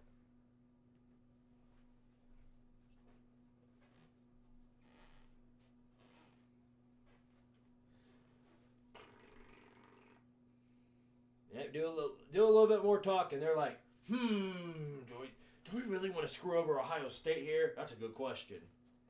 That's a really good question. I don't know. Yep. Reverse the call. I mean, us fans have known that for the past 5 minutes. I think you need to discuss it for a few more minutes. Why don't you? I think you need to discuss it. You know, discuss it for a bit more time. We got time. We got time. So here they go, 4th and 1. Of course they're going to go for it. They're at 55% on 4th downs, and they put in Arch Manning. Yes, they have put in Arch Manning. The prophecy might actually come true. Let's see what they do on 4th and 1. Arch Manning, it's going to be a pass running on the outside, and he's got the first down. He's going to go down, and he might have fumbled. Nope. Okay, looks like his knee was down. His knee was down. That's actually hilarious. They put Arch Manning in the game to run one play, and now Quinn Ewokes is going to come back out. That's actually hilarious. Yeah, his knee was down. That's not a fumble. Obviously not. He took some helmet-to-helmet contact there. That might, I don't know. What are they going to call targeting on them? Probably not. Probably not.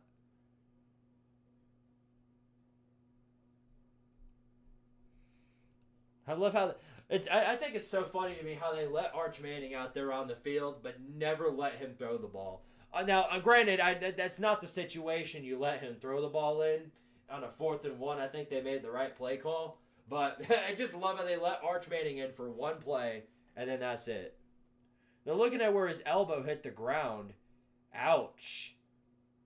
Ouch. Looks like he took a big hit on the head. Then his elbow goes down weird. Hope he's okay. Good grief. That's brutal. What are they looking at, you guys? I'm not sure what they're... Are they looking at where he hit the ground? Ooh. Now, his right knee goes down after the ball comes out of his hands. From the looks of it, it looked like the left knee was down by the point that he was before the ball came out. That's what they're looking at to see where his elbow hit the ground. So, yep, they call it a first down for Texas, and the Longhorns will continue in Ohio State territory. That one's going to get talked about for a while. Here's Ewoks back to throw, looking for a man down the field. He's going to throw a completion. Oh, he breaks a tackle. Yes, he's down to the 30, past the 20. Great job to break that tackle right there. And there you have it. There you have it. They're in the red zone now. They're making some work. They're making some serious work.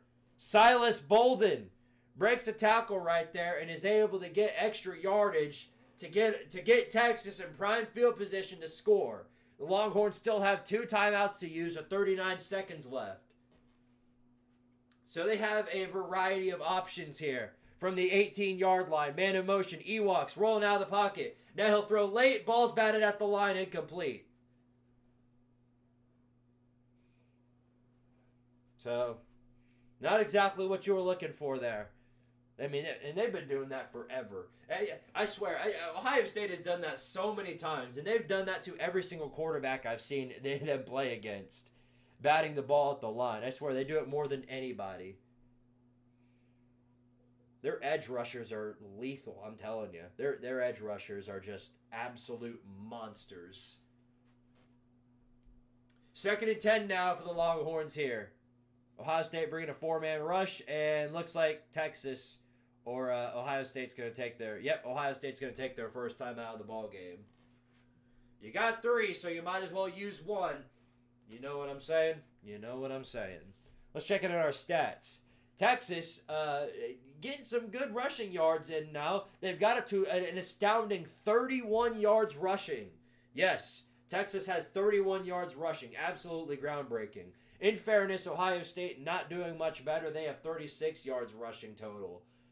This has been a game of how well can you pass the ball. And so far, it's been a pretty even contest. Quinn Ewoks with 115 yards and Will Howard with 125. So, pretty much even stats right there. The only difference is Will Howard has more completions. Granted, half of those were screens. So, take from that what you will. Take from that what you will. Here we go, 2nd and 10. 2nd and 10 with 34 seconds left in this first half. 4 receivers out, man moving in motion for the Longhorns. Ohio State looks to be bringing a blitz right here.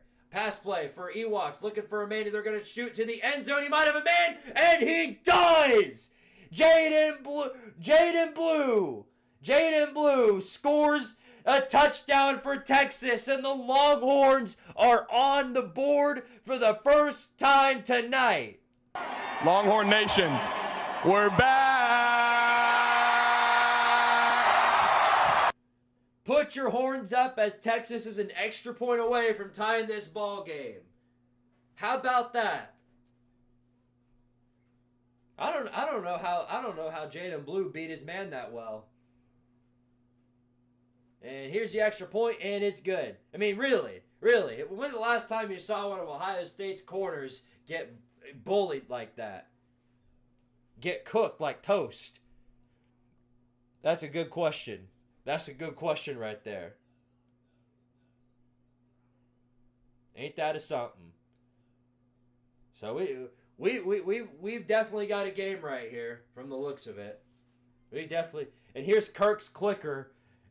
You know he's dreading this. You know he's sitting there like, ah! Bro is not happy, and I can't blame him. I can't blame him. Somebody tell me how Texas is doing better than Oregon and Tennessee, because they're better than Oregon and Tennessee. That's why.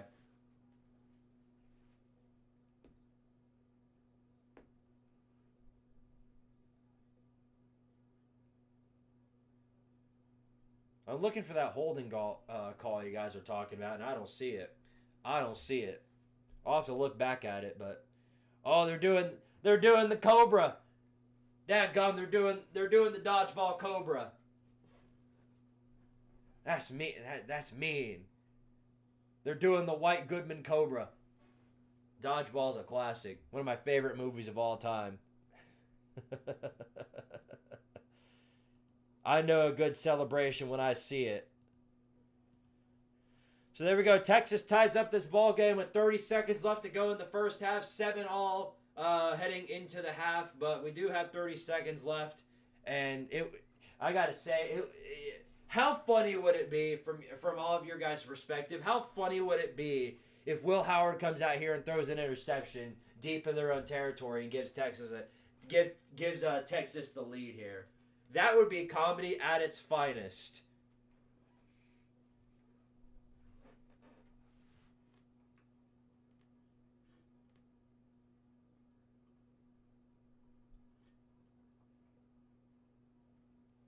Well, here we go. 1st and 10. 29 seconds left to go in this ball game. Let's see if Ohio State plays it conservative or if they try to get aggressive here. Here's Howard back to throw. Rolling way out of the pocket. Throws a short pass.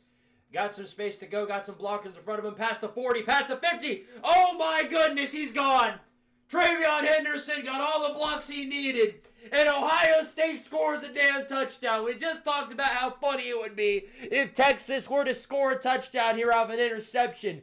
But Ohio State they get the Uno reverse card on him. And Ohio State has the lead right back in their possession. Take your D and the and shove it. The Ohio State. It's Ohio State. What do you mean the? It's the. It's the oldest word in the book. The Ohio State got that big play they've been looking for all game long. And the Texas fans look so dejected because they got to celebrate that big touchdown that they worked so hard for a whopping 10 seconds before the Buckeyes took it all away by getting the lead back. So with this extra point, which is good, it's going to be 14-7, Buckeyes on top. There's that big play they've been needing. I mean, that couldn't have gone worse for Texas, and that couldn't have gone better for the Buckeyes. I mean, literally, that was a desperation throw by Will Howard. Perfect blocking though for Travion Henderson. And by that point, he got people diving for him and everything.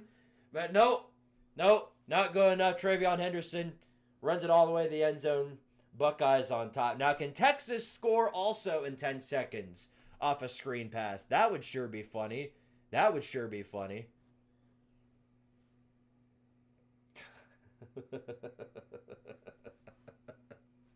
Been waiting for some scoring for the entire day, and in the time span of 10 seconds, we've had 2 touchdowns. Absolutely hilarious. Defense just needed to hold up for 30 seconds. Too much to ask for him, apparently. Too much to ask.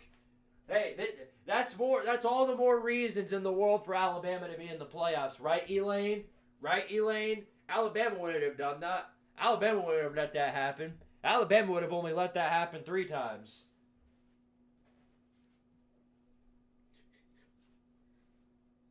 This would be like NASCAR if Texas scores off a screen pass. How does it feel to have a quick turnaround touchdown pulled on you, Texas? A little something like that, probably. I hate the SEC as well as the Pac-12. So you hate the SEC. You hate the SEC. Pac-12 doesn't exist until 2026.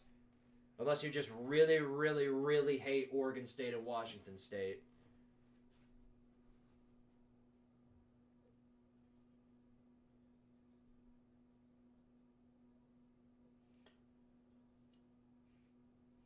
Hot L, hot diggity L.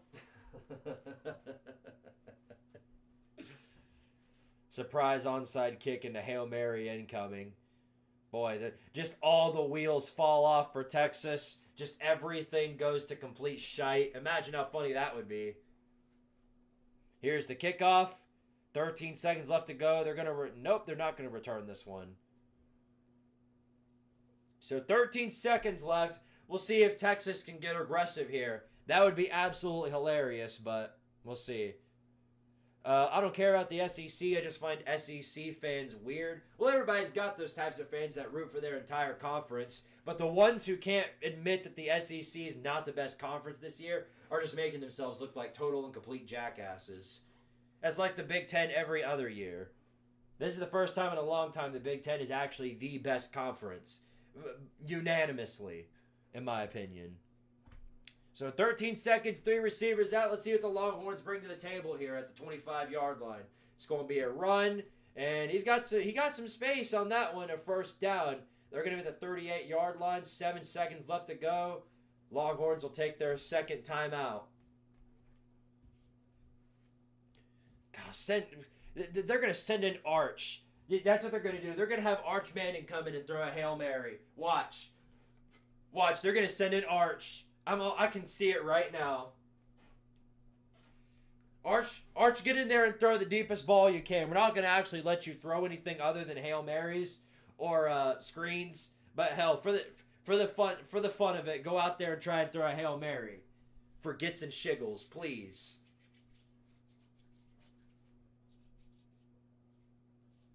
I only like Kentucky in the SEC. If you were in the SEC, you wouldn't be saying that. Hell, if Ohio State was a prominent basketball program, you certainly wouldn't be saying that.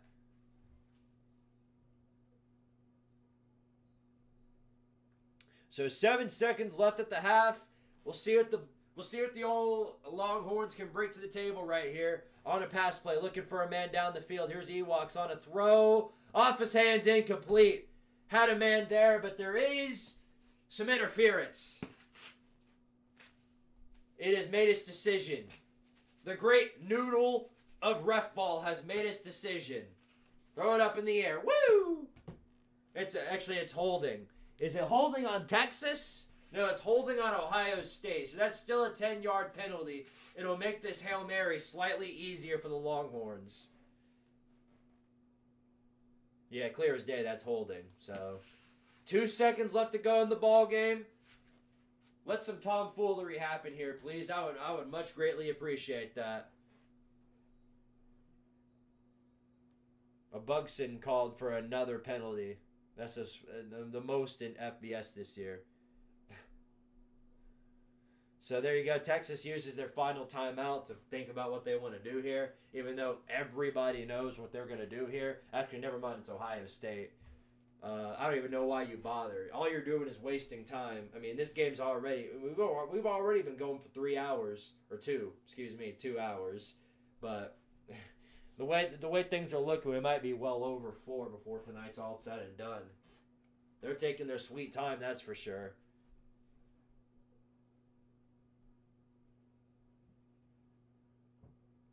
There's old Bevo.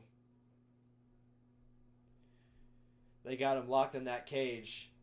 Just set him free. Set him free. Let him go. Let him run around the field some. Maybe he can poop somewhere at the 50-yard line.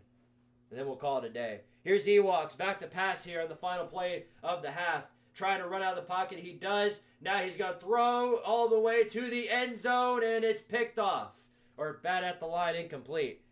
That was an easy interception, but it's dropped. Just like every time Texas catches the ball. So there you have it. That's it. That's their half. That is your half. Ohio State up 14-7 over the Texas Longhorns. So we'll see what they bring to the table, whether or not Ryan Day can maintain this lead and get back to the national championship for the first time in 5 years, or whether or not Steve Sarkisian can take his Longhorns to the national title. It's going to be interesting to see what. And the fact that this game's for the right to play Notre Dame in the championship game is a sentence that I don't think most people expected this year. I want to see a bloodbath in the second half. Good luck with that. Colorado is the worst in the Big 12. Colorado what? Their fans? I certainly hope we're talking about their fans, because they're certainly far from the worst team in the Big 12. They might be one of the best. In fact, they are one of the best. Trashgate comeback when? I don't know. Soon, maybe. Soon. It depends on whether or not Texas gets some calls against them in the second half. Because a lot of the calls have been against the Bucknuts from the looks of it. Oh, there goes Squidtard saying that Ohio State. The refs are biased against Ohio State. Nope, that's not what I'm saying at all. Not what I'm saying.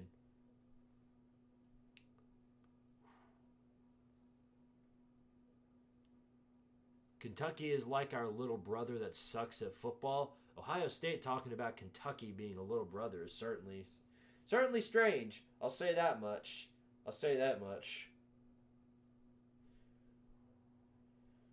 All right. What have we got? How many push-ups we got to do? Because it's a half now, I can go ahead and get these push-ups. We got 4. All right. Well, let's go ahead and get these over with. 4 push-ups. This is going to be really hard, guys. I don't think I'll be able to do it. Oh. 1, 2, 3, 4. I had to extend those so I could feel my arms pop, and turns out that was the right decision. Felt nice. I've been standing up for 2 hours, so I'm going to sit down for a little while. Hope you guys don't mind until the second half starts. Okay. Okie dokie then. Yeah, Lucas, I have done more push-ups tonight than you have done in your entire life, so you can hush up right now. You can hush up right now, buddy. What's going on, Amada? Good to see you here as always.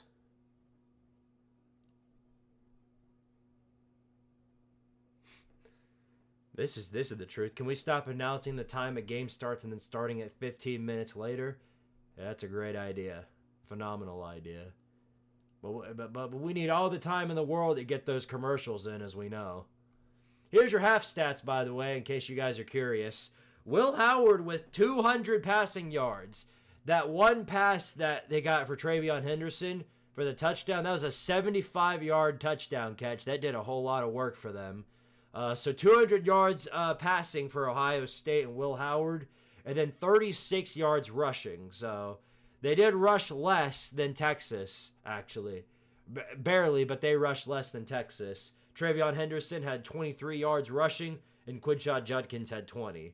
And then meanwhile, Texas, Quinn Ewok's 10 of 20 for 133 yards, and 44 yards total rushing. Quintravion Wisner with 33 yards, and then that's been about it. The best one after that, Arch Manning. Arch Manning with his one carry for 8 yards. They let Arch Manning in for one play. I swear, they've been using him more as a gimmick than an actual quarterback. I do find that quite hilarious. I do find that quite funny. The most receptions so far goes to Carnell Tate with 5. And that's been the story so far.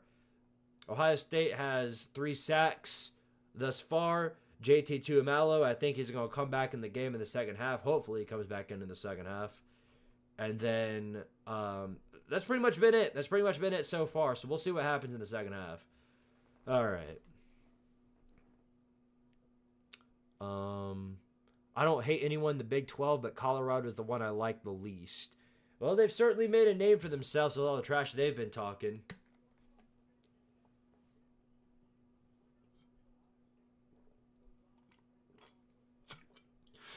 It's not about what Arch Manning did do. It's about what he didn't do, which is basically everything. Because his team won't let him. His coaching staff won't let him. He is a gimmick.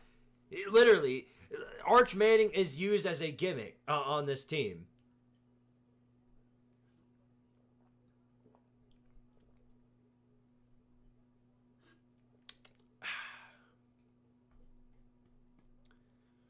How is it raining in 20-degree weather? Freezing rain.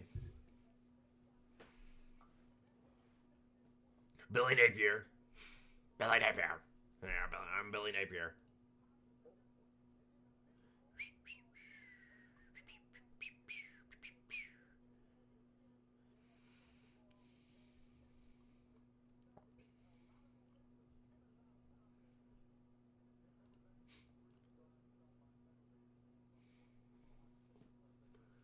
Arch Manning's the Lamar Jackson of college football. Well, he'd be the Lamar Jackson of college football if he could throw. And not that he can't throw, they just won't, again, they just will not let him. He's banned from throwing the ball. He either comes in for one play a game to hand the ball off, or they let him come in to run the ball up the middle or something. They do not let him throw anymore.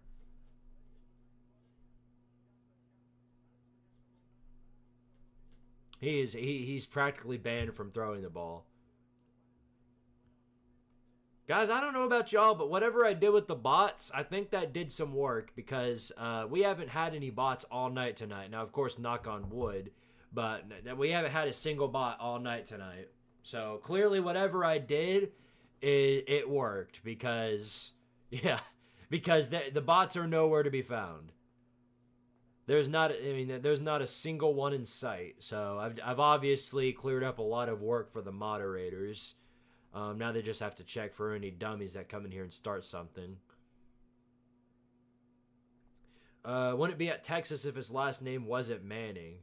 I mean, I don't know about that. Because if you're saying that he wouldn't be if he wouldn't be picked as high if his name wasn't Manning, that's just certainly not true. Arch Manning is a really good talent. Don't let the name discredit any of his actual talents and abilities. He's a good quarterback. Now obviously he's not far from perfect, very far from perfect. He's got barely any playing time. But if he's got a coaching staff that can sort of perfect his issues, work around them, and then fix them, then he can become one of the best quarterbacks. We'll see. We'll see. I know that once he hits his final year in college, he'll be on every Heisman ballot known to man. Give me some bots to eat? Maybe. We'll see. We'll see if they show up tonight. Arch is dangling keys for boomers and millennials who remember Eli Payton and Archie Sr. Yeah. No, everybody sort of agrees that Arch is a good quarterback. They're just not letting him do anything. It's like they're afraid to let Queen Ewoks come out of the game.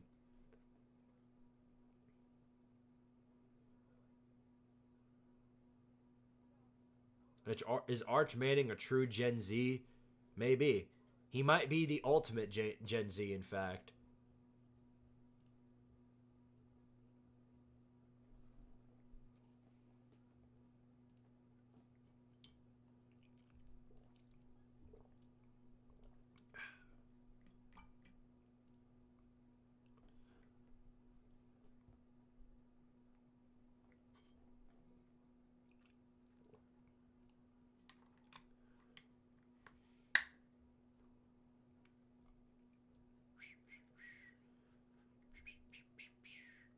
They act like he's the best player ever. Far from. Far from. He's definitely not the best player. Dude is far. Yeah, no. Like I said, he's obviously got a lot of polishing to do. Because if they're just not letting him throw the ball at all, obviously he's got some work to do over the offseason. But it all just sort of depends on whether or not Quinn Ewoks hits the draft or whatever happens to him. Because more than likely, he is going to be the guy next year. So we'll see what he can bring to the table. What do you think of the Vols quarterback, Nico? He's, kind of a lot like Arch.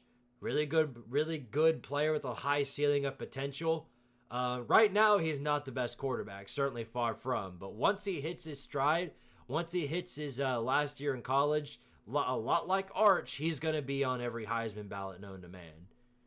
Because he's got the technique and the physicality to do it. He just needs some receivers and an actual play caller on offense. Not a big walking vagina like we've had for the past 2 years. Someone said earlier that Arch was on concussion alert. I hope not, but if that were true, I definitely wouldn't deny it. I definitely wouldn't deny it because he took a huge hit, helmet-to-helmet contact earlier. Will Arch Manning pull a Drew Aller tonight? If he comes back in the game, maybe. But they're not going to let Manning back in the game on a critical moment in the ball game. If anybody's going to do it, it's going to be Quinn Ewokes. How has Ohio State not obliterated Texas like they did to your Vols and my Ducks? Because Texas's defense obviously leagues better than Oregon's and Tennessee's. They have much less weak spots. Is that even a word? They have a lesser amount of weak spots. In fact, this is probably one of the most complete defenses across the board. They don't have a weak spot that Ohio State can exploit, which is exactly why Ohio State struggled so much offensively on them. They also kind of ditched part of the aggressiveness that they had with Ohio State or with Oregon and Tennessee. Can't wait for 2025 Texas. I'm looking forward to it for sure. And of course they have a tough road. They do have a tough road. Florida and the Swamp, Georgia and Athens. Who else did they play? I know they play Mississippi State and Starkville. They play Arkansas and Fayetteville. Who else did they play? Of course, Oklahoma. They got to replay them again. Yeah. Imagine if we had an offensive coordinator that knew what he was doing. Yeah. Maybe he does. Maybe he actually has a really long list of really good plays to use, but Heupel won't let him do it because he wants to keep the offense simple for Nico. We have no idea. You know what I mean? Because, Heupel loves to keep everything about this team and about what's going on inside, like insider info. Nobody knows what's going on. The press conferences don't help either because it's coach speak and then that's it. That's literally what it is. The only thing I like about Heupel in the press conferences is that he's not saying stuff like group of individuals and we need to execute that like Derek Dooley and Butch Jones always used to do. That's the only thing I really like about him in the press conferences.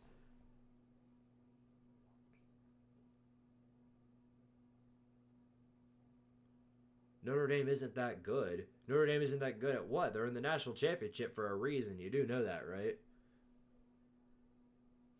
Their defense is elite. Their offense, could use some work. But then again, so could these two teams. You know what I mean? It varies from time to time. And poor Notre Dame is, even if they wound up winning the Natty, I guess they're never going to hear the end of it. They still suck. They still suck. Worst national champion of all time. A Mickey Mouse schedule.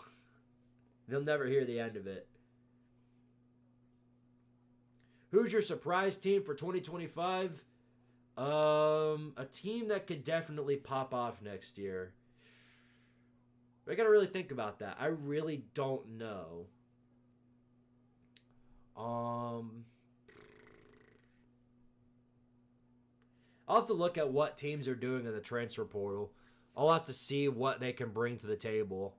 Obviously, there are going to be players players are going to be hitting the portal from here on through the end of the season. We're going to see how much they recruit, how much they adjust, how much all these teams bring into the portal next year. I'll have like a once we hit the preseason, I'll have like a cultural chaos but like for the preseason, and I'll talk about every team that's on, every team in the Power Four. Oklahoma State and Mike Gundy love press conferences. Ain't that the truth? Those are entertaining. It's like Mike Leach. Whenever Mike Leach was in a press conference, Mike Leach in press conferences, and pretty much every time he got on to talk, it was extreme entertainment. God, I miss that, man. I miss Mike Leach. Out physical, I hate that word. Well, it's not one word, it's two. I hate Notre Dame the most because that's all I hear from most of my family. Notre Dame fans, well, obviously, you really want that then. You really want that dub over them. I'm just glad we have a coach that players want to play for, and like Pruitt and Butch. Yeah, that is true. That is true. We could do better, but we could do a whole lot worse with the coaching staff. So to say that, obviously, that kind of irritates me with Tennessee fans is that, every time there's a problem on the team, well, it would be a whole lot. Problem A and B and C and D would be a whole lot worse if Pruitt or Butch were coaching. Well, that is true. It doesn't mean I'm okay with mediocrity. It doesn't mean I'm okay with mediocrity. You know what I mean? Here, take Kentucky for example. Kentucky was a bottom-dwelling piece of garbage program. I mean, they were literally bottom of the barrel, worst program in the entire country up until Mark Stoops got there. And Mark Stoops has been there for an extremely long time. In the first few years that he was there, Kentucky fans absolutely adored him. But now it's 10 so years, Kentucky's still average and middle of the pack, and Kentucky fans are fed up with him and want change. You know what I mean? Expectations change over time, and through 4 years of Heupel, I'm obviously really happy about what he's done so far, but, there's always room for more. Clown of the playoffs, Squidtard? Clown of the playoffs. I mean, that's a tough one. That's a tough one to say. I mean, it's probably Tennessee. If I'm being honest, not even biased here, it's probably Tennessee. Because of all the trash that they talked up until this game. Now, SMU and Indiana and Clemson, all of them talked trash too and got eliminated. But the way Tennessee did it was different because they traveled more, they talked way more.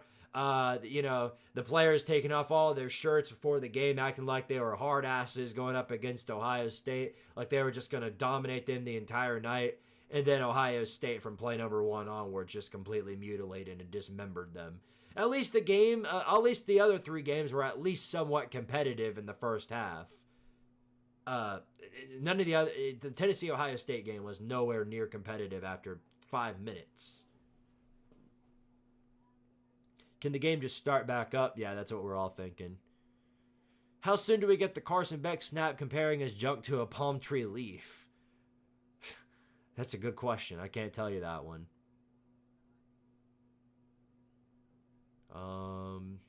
Let's see.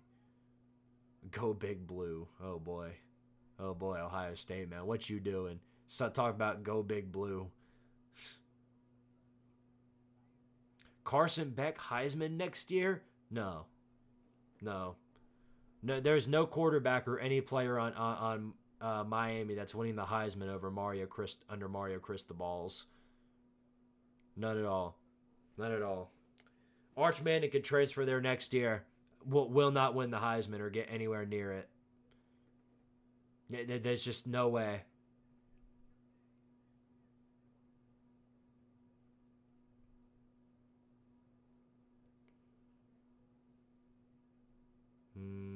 Georgia and Oregon are up there. How about Drew Allar and Penn State imploding? If there's anybody from the quarterfinals that's worthy of that position, the only team worthy of it, and they really wouldn't ever even be worthy of it, is Arizona State, because of the fact they absolutely knew. I mean, they had the game won on that fourth down, that 4th and 13.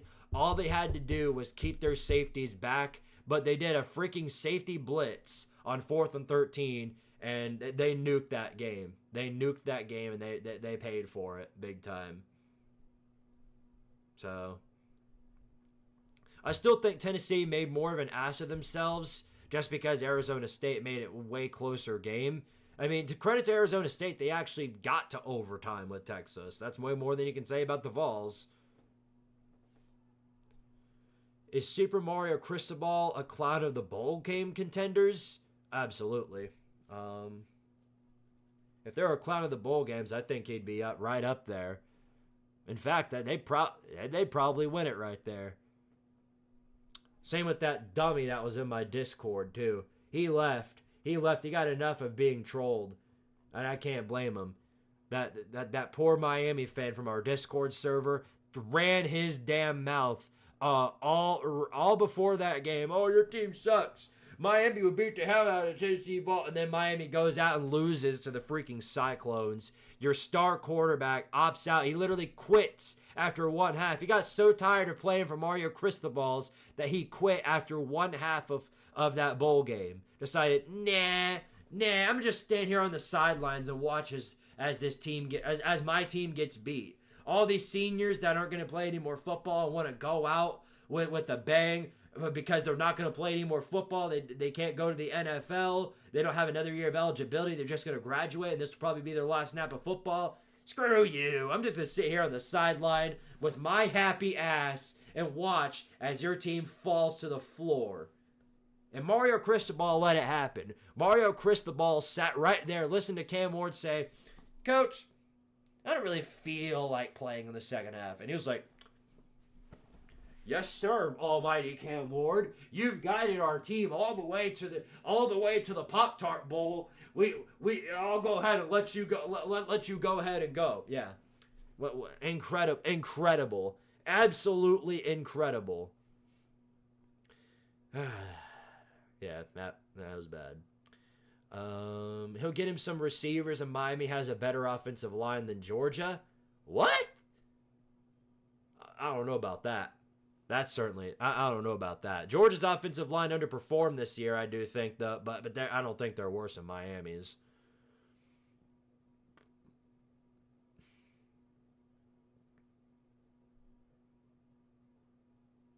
Miami 16-0 Natty and Beck Heisman trying to manifest a Miami national title. Good luck with that. Good luck with that. Miami's so freaking terrible. They had a Heisman level quarterback and couldn't even make it to the Tank Conference title game. Let a 3-loss Clemson win the freaking ACC title. Let them do it. Couldn't even make it there. If they can't make it there with Cam Ward, what makes you think they're making it with Carson freaking Beck? What makes you think they're making it with him? If you're talking about some good receivers in the portal, they might as well grab every single receiver they can. Good luck with that. Good luck with that. Oh my gosh.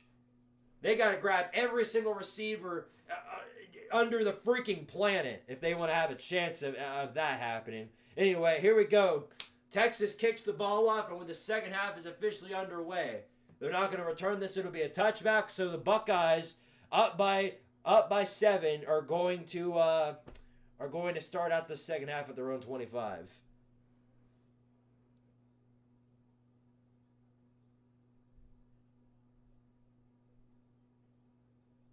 Yeah, Beck can have a performance of his life every single week. It's still not going to matter because Miami's defense is as useful as the inside of my booty cheeks. So it's not going to matter. It's not going to matter. Sorry to tell you. Anyway, here we go. Here we go. Ohio State with 4 receivers out. Man moving in motion. Here we go. Handoff on the outside. It's Howard. He's going to take it himself on a play action. He's got Buka for a first down. Stopped at the 39-yard line.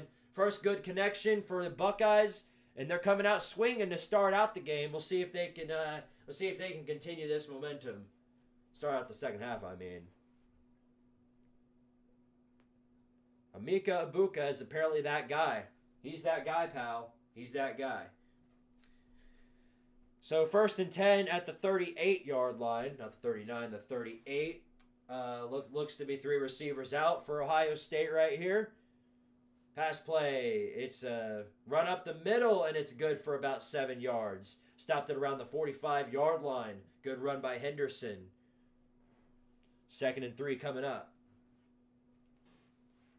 Looks like Ohio State's starting to cook again on offense.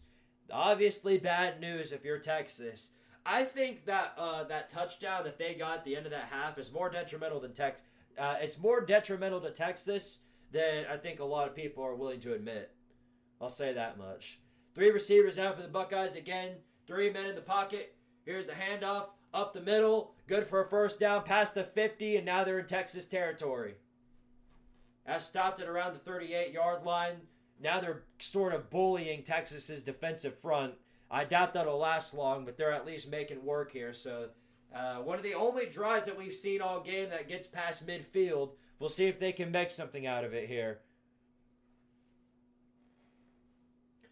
Jeremiah Smith has done absolutely nothing all game. He's had 1 reception for 3 yards. I'm expecting an explosive play somewhere down the line for Smith. We'll see. Here he goes. Howard looking for him down the field. He's going to throw to him, and he's intercepted. It's picked off, underthrow, looking for Smith, and it is picked off by the Longhorns. The defense comes up huge, big-time clutch play by the Texas secondary. Here you go. How about that? How about that? Over-reliance on Jeremiah Smith right there. If you're going to throw that, you needed to throw it long and high. I don't know why he threw it so low. Threw it as a bullet, and it's picked off. Just clearly didn't see him. The guy he was covered too. Jeremiah Smith wasn't even open.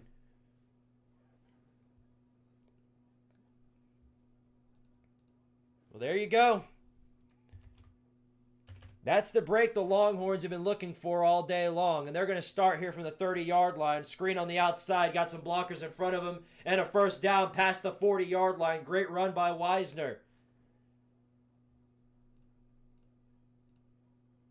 That was Mr. David Gabenda, a linebacker moving back on that play. He was the one who made that interception. I guess horns up, I guess. The horns are moving up. We'll see if they can get something going. They're going to fake this handoff. They're going to run it up the middle, and nothing going there. Inside run goes for absolutely nothing, and it'll be 2nd and 10.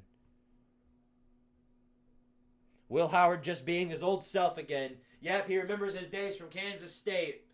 That's what he remembers. Who can blame him?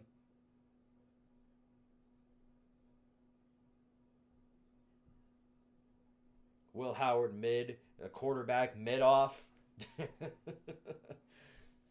Too bad Ohio State doesn't have like an arch man and they can slide in there. I would say they bring in Julian Sayin, but he's in the portal. He's on to another team. Outside run, loss of yardage right there. Push back all the way to the 39-yard line. Yeah, Julian Sayin, isn't he at South Carolina now? Who do they have? What about Devin Brown? Is he still there? Is Devin Brown still there? I remember over the offseason, all these Ohio State fans are talking about all the great quarterbacks they got. And it seems like all the great quarterbacks they got with the all of the great quarterbacks they got to hit the portal. Overlock 6 on 3rd downs. Here's 3rd and 11. Throw over the middle and nowhere near good enough for a first down. Maybe 5 yards on that play. So while the interception was good and it's going to pin Ohio State back, it won't do much more than stall them out for a bit because they're getting the ball right back. Ryan Day screaming about something. He's doing this. He's doing this. He looks like he's trying to aggressively grab some titties. I don't know what he's doing. 0's down. Yes, 0 is down for Ohio State.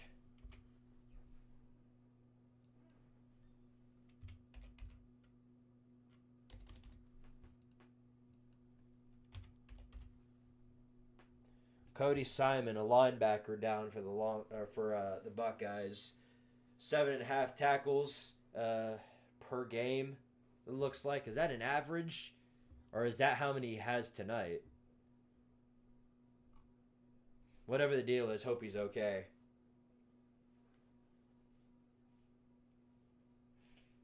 Yeah, well, that's kind of a big blow right there that Texas couldn't take advantage of that turnover by Ohio State. I'm not sure if they'll make a mistake like that again, but we'll see. We'll see. Because they were cooking. Before that interception, Will Howard was cooking something special. And then he pulled the, "That's not what he wanted to cut."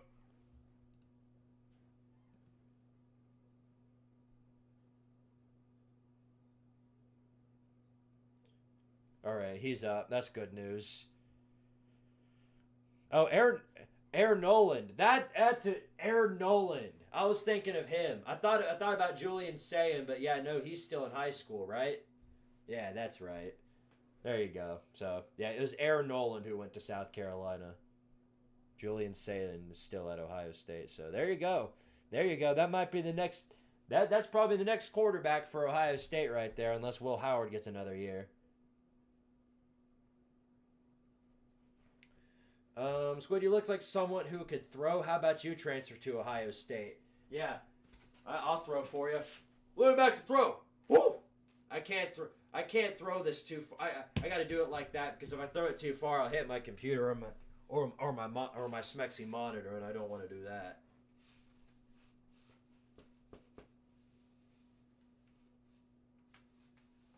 Okay, so Julian Sayin is on the team as a freshman. Gotcha. I'm having a hard time keeping up with that. That's why I think the College Football Chaos preseason edition will be good for me. Because then I'll be able to learn everything I need to about these teams and who they've got, what they got. Now, again, I won't be able to remember about every single backup they've got because Ohio State had 3 different quarterbacks that they were going to put in if Will Howard didn't succeed. So, punting and field goal range, it's because Burt can't kick. Well, they certainly weren't in field goal range right there. So they weren't even at the 50. Squid leads OSU to a natty. I don't think y'all need me. No, you know what we're building? We're building Squidtard University tomorrow. We'll go live for that tomorrow. I'm gonna build me a Squidtard University, and then we can play around with it and see what we can do.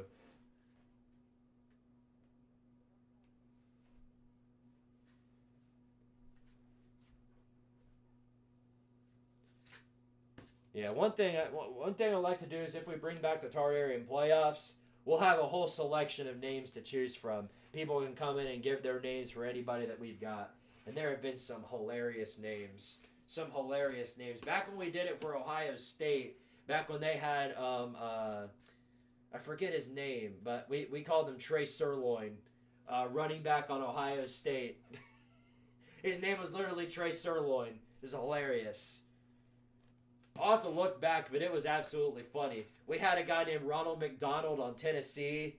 God, there were so many funny names.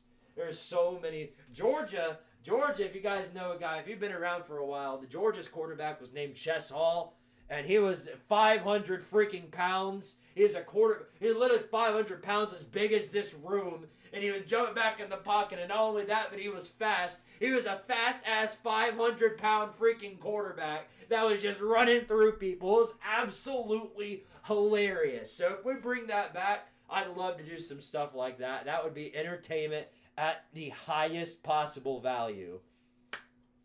All right, well, here we go. 1st and 10, Ohio State at the 12-yard line to start out this next drive. They've got ways to go if they want to try and get some points up on the board here, but they can in an instant, as we all know.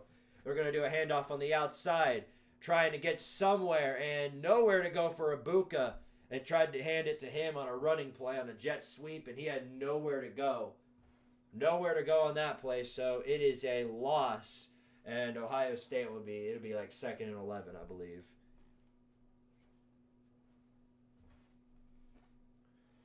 Here we go, 2nd down. 2nd down for Ohio State. 4 receivers out on 2nd and 10.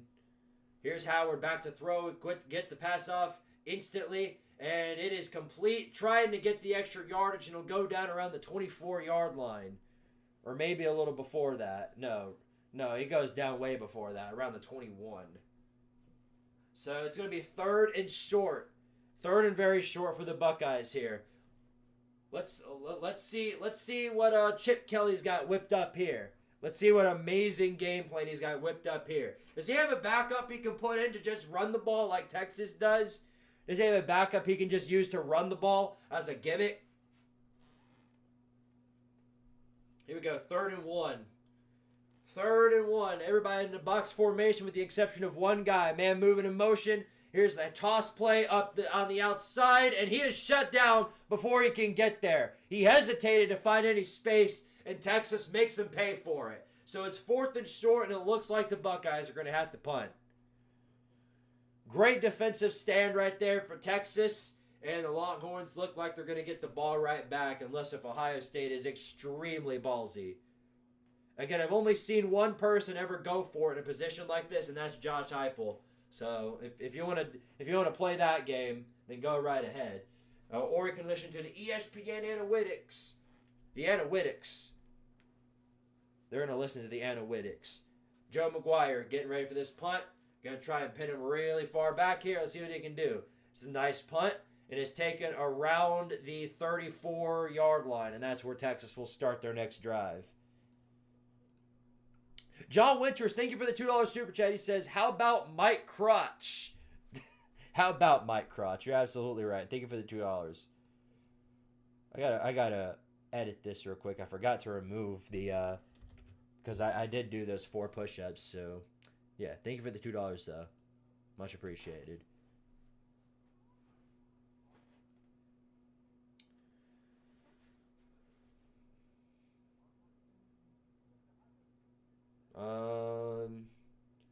Some brain rot kid in here. I don't even want to read his comments.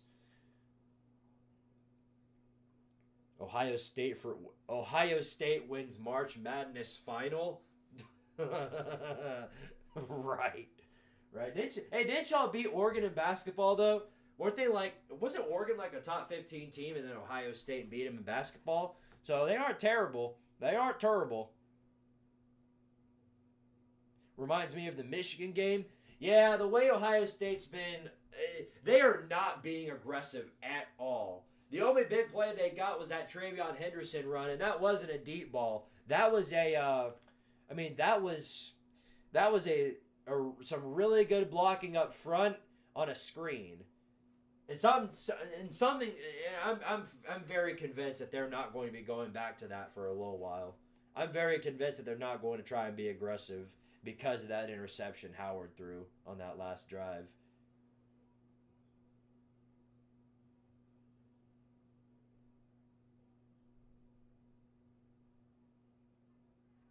What's with this gigantic push for Ohio State, for me being the next head coach at Ohio State? What's with that big push? I'd do more damage than I would anything else for Ohio State, because the first thing I'd do if I were to become the Ohio State head coach is immediately take that they got in front of the Ohio State and slap it away. Because yeah, as the Stinger would say, it's the Ohio State, the some word in the book. Young man Connor, thank you for the $2 super chat. He says, what happened to TikTok Chess Hall? A lot of things. He basically quit YouTube. And yeah, he moved somewhere, did some things, did some work, and then he did a whole lot. Did a whole lot else after that. I'll leave it at that. You can do the research for yourself if you're interested, but that's a wormhole too deep to get into. That's a real big can of worms that I really don't feel like opening right now. I mean, it's about as bad as Chris Chan. Not bad enough. Nothing's as bad as Chris Chan, but nonetheless, thank you for the $2 super chat. Shout out to my boy Chess Hall. And I wasn't even able to finish my sentence before ref ball had to get involved again. That's right. It's a false start on Texas to start out their drive. So they're already being pinned back. Woo! Already being pinned back. No, he's not a criminal. I'll say that much. He's not a criminal. That's what I do know. There's a lot of things that I don't know about it, but that's one of the things I do know. Anyway, 1st and 15. Here's a handoff. It's going to be Quinn Ewers throwing, nearly intercepted but it is off his hands and incomplete. So second down. They can't. Quinn Ewok's struggling. I mean, the only reason Texas isn't getting away with this thing is because Quinn Ewers is having a harder time passing than Howard is. Yeah, great effort to get a hand on that. Was that Caleb Downs who got a hand on that? Second down, they've got to get all the way to the 42-yard line. Here's a handoff on the outside, and not much given there. He gets a few yards, but it's going to be third and long. So it looks like it's another offensive stall out for Texas that all starts with some ref ball, from the looks of it. I forgot about Christian. Good, forget about it again.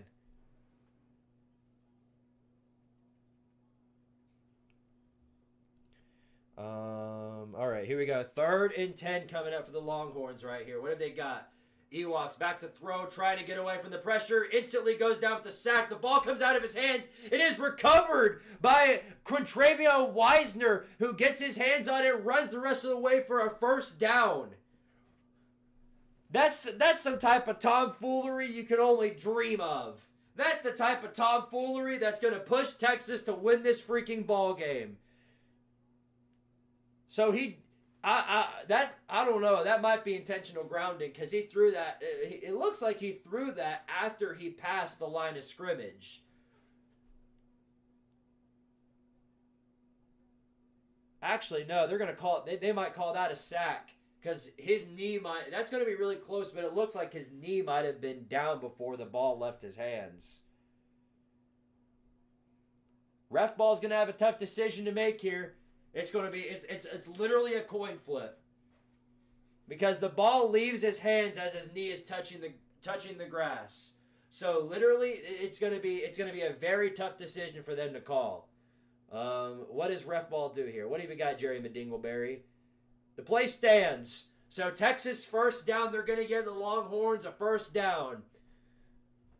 That was a 50-50 call right there. I can't blame him for sticking with the call. It needed indisputable evidence to be overturned, and I didn't really see it there. So good call by Jerry Dingleberry.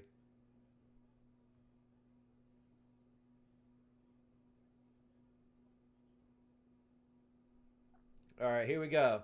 1st and 10. From the 47-yard line. Back to pass again. Ewers looking down the field. Runs out of the pocket. Takes the screen. Got a man open, but not a whole lot of yardage to go. He gets about 5 yards out of it, and the second down's coming up. 2nd and 5. One thing I'm definitely noticing is I guess Ohio State is either Quinn Ewers is just extremely scared to throw downfield, or they are just completely locking up those Texas receivers. And they're not, because there was a wide open man on the right side. The only big problem is he's not getting any time to find him. Here we go. 3 men on the outside. Man moving in motion. Here's Ewers. Going to be a handoff. Another screen right here. Got one blocker in front, but couldn't escape the second guy. It's going to be 3rd and 3. 3rd and 3 for the Longhorns. So they better have, maybe they'll have some more Longhorn magic right here. So maybe some more Longhorn magic. When you think about it, that Texas Longhorn logo, if you replace those big old horns, if you replace them with 2 big old circles for ears, it really is Mickey Mouse. Georgia beat Texas twice and then manifested their Magic Kingdom magic onto them. We'll see the 3rd and 3. It's going to be a run up the middle. Breaks the tackle and gets that first down. How about the man ball by Texas? The man ball by Wisner, good enough for the first down, and Texas will continue their drive in Ohio State territory now. All the chances in the world to tie this ball game up. Here we go. This is going to be another run up the middle, and that time he's flushed out, and nowhere to go there. Nowhere to go. It's a tackle for loss. Loss of about 2 on that play, and it'll be 2nd and 12 coming up.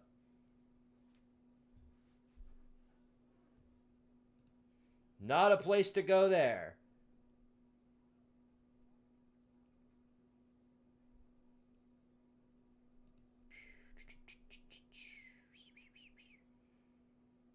All right, here we go. 2nd and 11 now. They've got to get all the way to the 32. Ewers back to throw. Trying to throw another screen. No blockers in front, but he makes do out of it and gets about 11. Gets close to the first down marker. Gets about 11 or 10 yards out of it. And it'll be 3rd and short for the Longhorns here. We'll see if they can go 3 for 3 on 3rd down conversions. Because they've been living and dying off the screens and the runs up the middle. Holy crap, it's Tennessee's offense all over again, but the only difference is they're actually doing something with it. Everybody lined up in a box formation here on 3rd and 2. Here's Ewers, handoff up the middle, good for another first down to Wisner. The man ball is effective again. Longhorns 3 for 3 on 3rd downs. Their drive will just not end. This looks like another methodical Texas drive, just like their first scoring drive. They could very well potentially tie this ball game up right here. Wisner out of 13 carries for 39 yards. Ain't that a something? Here's 1st and 10 for the Longhorns. Going to be another fake. It's going to be a run up the middle and maybe 3 or 4 yards out of that one. They're really testing the man ball because that's about what they're... It's either that or the screen. They aren't letting Ewers throw deep anymore. Or Ewers can't throw deep. Put Arch in the game. So he can run the ball. That's about what he can do that Ewoks can't, is run the ball.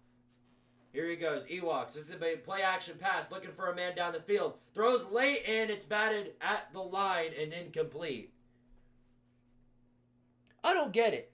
Are these Ohio State defenders just like complete towers? Or is Quinn Ewers a midget? Because every time he throws in the middle of that line, it's getting batted at the line. Every time. He must be like me. He must be 5'7" and a midget. That's why none of these females want to date me. All these girls want people with 6 feet tall. Obviously not true, but it's a funny joke. Here's Ewers back to throw. They're bringing the pressure, but gets the pass off. Complete to Wisner. Or Jaden Blue, who gets it to the end zone. Jaden Blue, once again, wide open and breaks a guy's ankles to finish the job. And Texas is an extra point away from tying the ball game. Longhorn Nation, we're back. They brought both edges right up. They brought everybody. It was a double safety blitz, it looked like, and they made him pay for it because the Longhorns now are an extra point away from tying this ball game.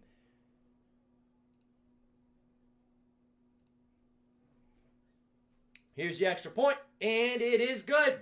It is tied here. 14-14, 3:12 left to go in the 3rd quarter. We finally got it, fellas. It may be a low-scoring defensive ball game, but this is what we've been waiting for all playoffs long. 2 incredible semifinal games between 2 really good teams.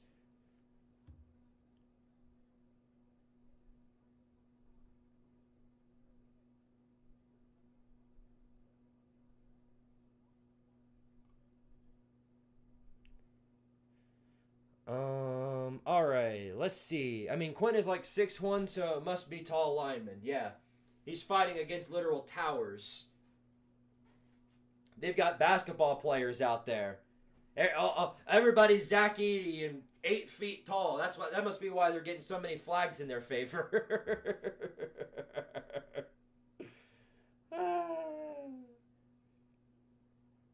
Can we please throw the ball down the field? Good question. Maybe, maybe not. I think that's over though. I think the fact that Howard threw that interception, I think that's over. I think Chip Kelly's going to play it more safe on these next few drives. Need Ohio State to lose. Chokio Stink is coming. Uh-oh. What? Ohio State, get out. What am I going to do for that one? I haven't really thought about that. I have not thought about that. How good do y'all think Sam Ehlinger was in college? He was all right. I mean, he brought Texas to a Sugar Bowl win, so that's got to count for something. Hold on, guys. I'll be back in a second. I got to go fetch some water. I'll be back in a moment.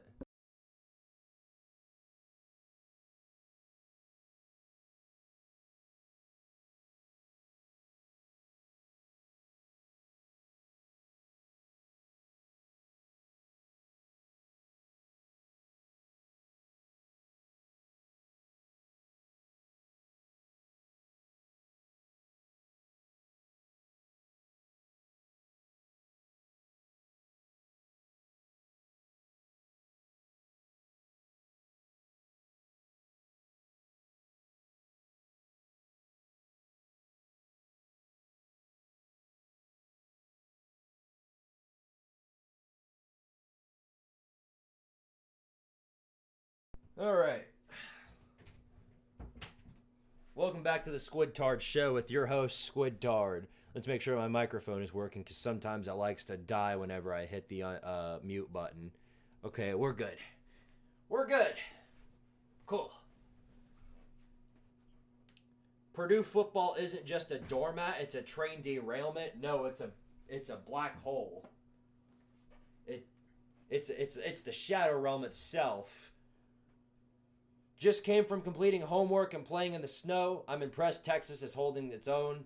Yeah, no, they're doing a great job tonight. Their defense has been doing most of the heavy lifting, but they're doing their job. I'll say that much. I will say that much. Fetch some water. Yeah. How'd you know? How'd you know? I went outside and I just got some of the snow, and then I just melted it, and now I've got water.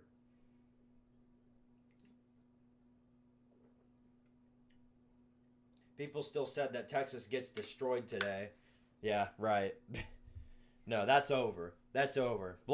Blowout's over. That's not happening anymore. Who wins, Purdue or Kent State? Purdue. Purdue destroys Kent State. Not even a competition. Kent State is a whole nother level of suck. I mean, they might actually be a black hole because all they do is suck.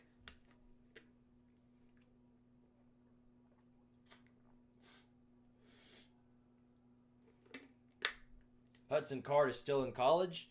I have no idea. I'm pretty sure he's got another year left. So yeah, I think he is going to be the starter at Purdue next year. I'm trying to figure out what Florida State's going to do. Is DJ come back for another year? Or are they going to have another guy to throw to? Is it going to be that Luke Cromenhoek guy? I guess we'll find out in due time.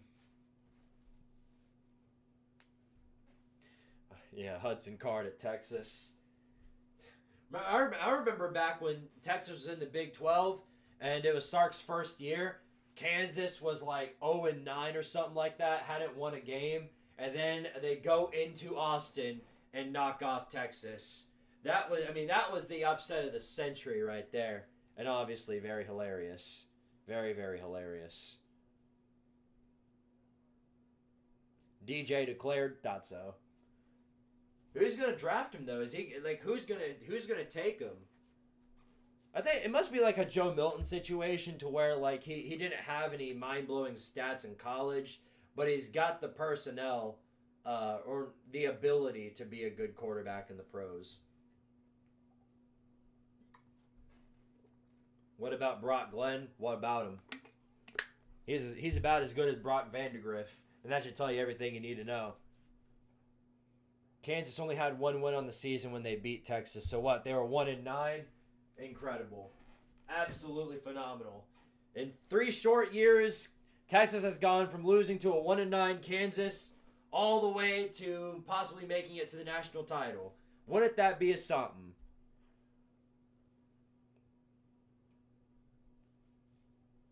Texas has more losses to Kansas in the past 10 years than they do to conference titles. Well, a lot of teams do that.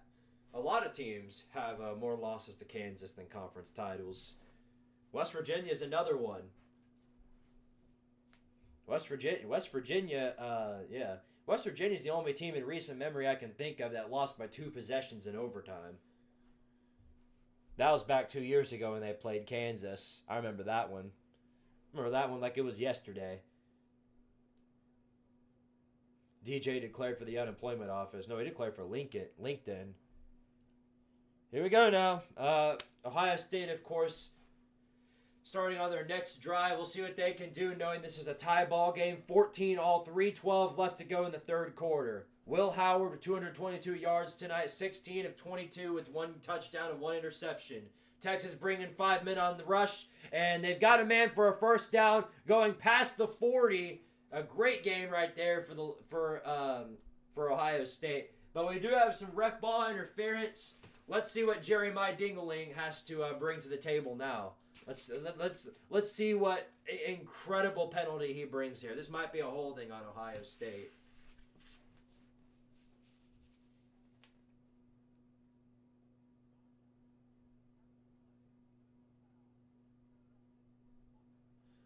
Wow. Unnecessary roughness on Ohio State. That is a ticky-tacky ass play. That is a ticky-tacky ass penalty. Oh. Oh. Okay, never mind. Never mind. I didn't see that part.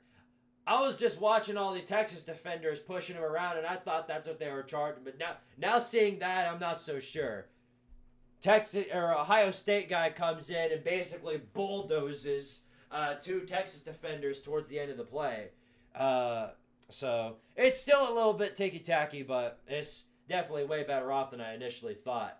Anyway, here's Ohio State. First down at the 25 once again. Howard back to throw, looking for a man down the field. He falls on his butt. He falls on his booty cheeks. A big-time sack by the Texas Longhorn defense. Pins him all the way back to what looks to be the 20 or 18-yard line. I have no idea how far back he was hit, but I mean, instantly they were on his ass. Shoot, he might be all the way back at the 15. That's about a 10-yard sack right there. And the ball slipped out of his hands as he was getting hit. So Texas gets their second sack right there. Pins Ohio State all the way back to the 15-yard line. It's 2nd and 20 coming up for the Buckeyes here. That probably kills their drive, but we'll see. I don't think they got that off. I guess they did. Run up the middle, good for about 5 yards. It'll be 3rd and long. 3rd and very, very long. Thank you for the $5 super chat. He says, as a Buckeyes fan, I was worried that they ran out of gas playing against Oregon and Tennessee. Well, I don't think they've run out of gas. I just think they've ran into by far the best defense they've seen. Probably the entire season. This is probably the best defense Ohio State has met through the entire season. It's better than Michigan's, better than Oregon's, better than Tennessee's. This is by far the best defense they've seen. Here's Howard back to throw. He's going to throw the screen, and it's batted at the line. Incomplete. So there you go. Ohio State will be forced to punt it right back to Texas. And you can sort of feel this significant momentum shift incoming.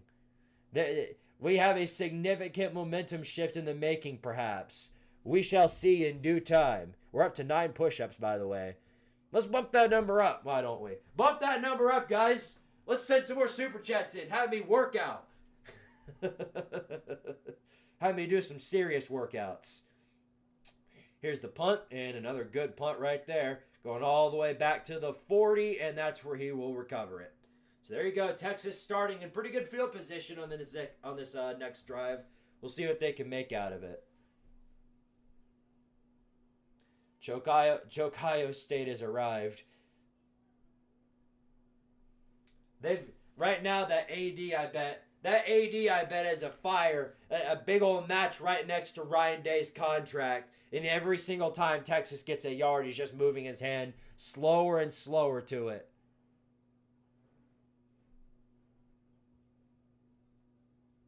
Both quarterbacks have had some pretty good stats tonight. Both have hit over 200 yards passing. None of them they can't score, though. That's kind of been their issue. Here we go. They're going to run it up the middle. Outside run now. And jumps over a man to get about 7 yards on the play. Stopped at around the 46.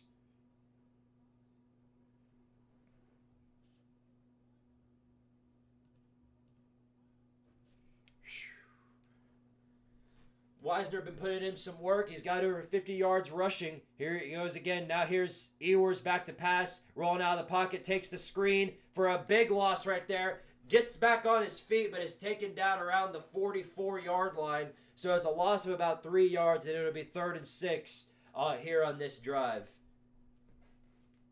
Great stand right there by the Ohio State defense. We'll see if they can finish this off and get the ball back in their possession, or whether or not Texas will continue their drive. That's probably going to put wraps on the 3rd quarter, though. Guys, time to put your 4s up.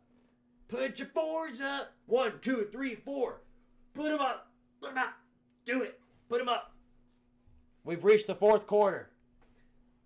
14 all. And in the effort of about 9 million blowouts, we finally have some close competitive well-fought games. And how about this? I expected Texas and Ohio State to do quite a bit more rushing the ball than Penn State and Notre Dame, but their rushing yards have been significantly less than Notre Dame and Penn State. Now, granted, they've thrown the ball a whole lot more. Since I just mentioned both quarterbacks have now got over 200 yards passing, so you take from that what you will. But Wisner now, the thing that's really kind of screwing over Texas here, if they had another, if they had the 1-2 punch on the running backs like Ohio State does, I feel like Texas would be running away with this one right now because Wisner's been doing some work, but they don't have a running back number 2. They've got Wisner, and then they've got that's it. Meanwhile, here goes Ohio State. They've got Henderson, they've got Judkins, they've got Ibuka. Hell, they've got Will Howard when he needs to run the ball backwards. You know, they've got a lot of people.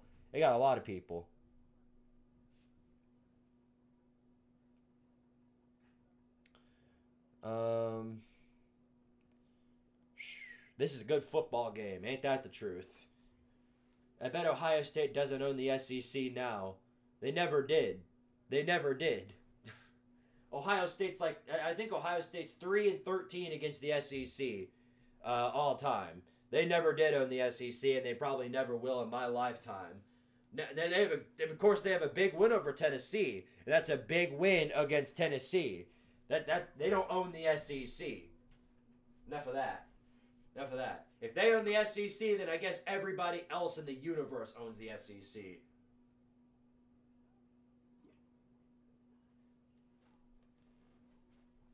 Four 12-1 against the SEC. Yeah, pretty much almost exactly what I said. I was close. This is exactly what the Clemson-Ohio State 2019 game was. What was that? Dadgum. Somebody just kicked the wall down. Made me jump a bit. I was pee-peed myself.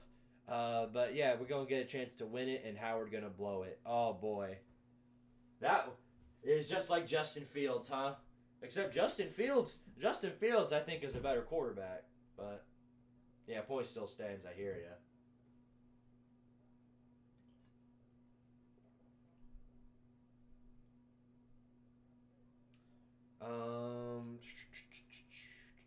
I'm going to fly out to Texas to play O-line for Ohio State. Well, you better hurry up. You got 15 minutes to get down there. Run down there right now and get on that field. You better sprint.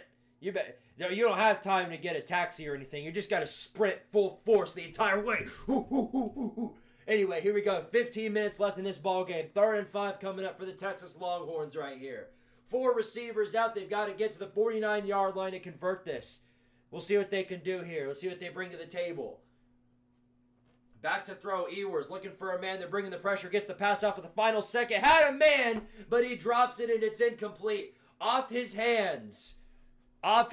Matthew Golden, I believe, was the guy. Was that Matthew Golden? Or I must be seeing things. Yeah, no, that was Matthew Golden. Ball was too high. Matthew Golden was wide open. The ball was too high. Couldn't get more than a couple fingers on it. But it's incomplete, and Texas is forced to punt. Bad throw by Ewoks, just a little too high. And the punt is caught around the 13-yard line, and that's where the Buckeyes will start their next drive.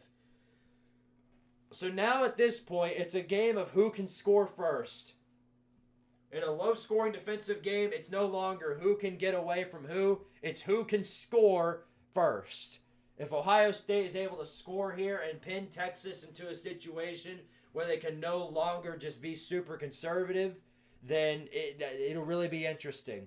But Texas could certainly turn that around on them if Will Howard throws another pick. So we're going to see in due time. Kyle Busch fan, peak finish incoming? Yeah, most certainly. Here we go, 1st and 10, 14:47 left to go in this ball game. Man in motion, Ibuka moving to the outside. Lined up in a box formation. Here's Howard rolling out of the pocket, back to pass. He's going to take a deep shot in this first play. He might have a man. No, well short, but ref ball comes in. It is time Texas is getting called for a pass interference. Wave the ref ball. Pool noodle. It is a big-time pass interference. Going to give Ohio State a free 15 yards. That's huge in a game like this. And yes, that is absolutely pass interference all day long. Well, for the most part. For the most part. But that's a big call right there. Going to give Ohio State 15 yards.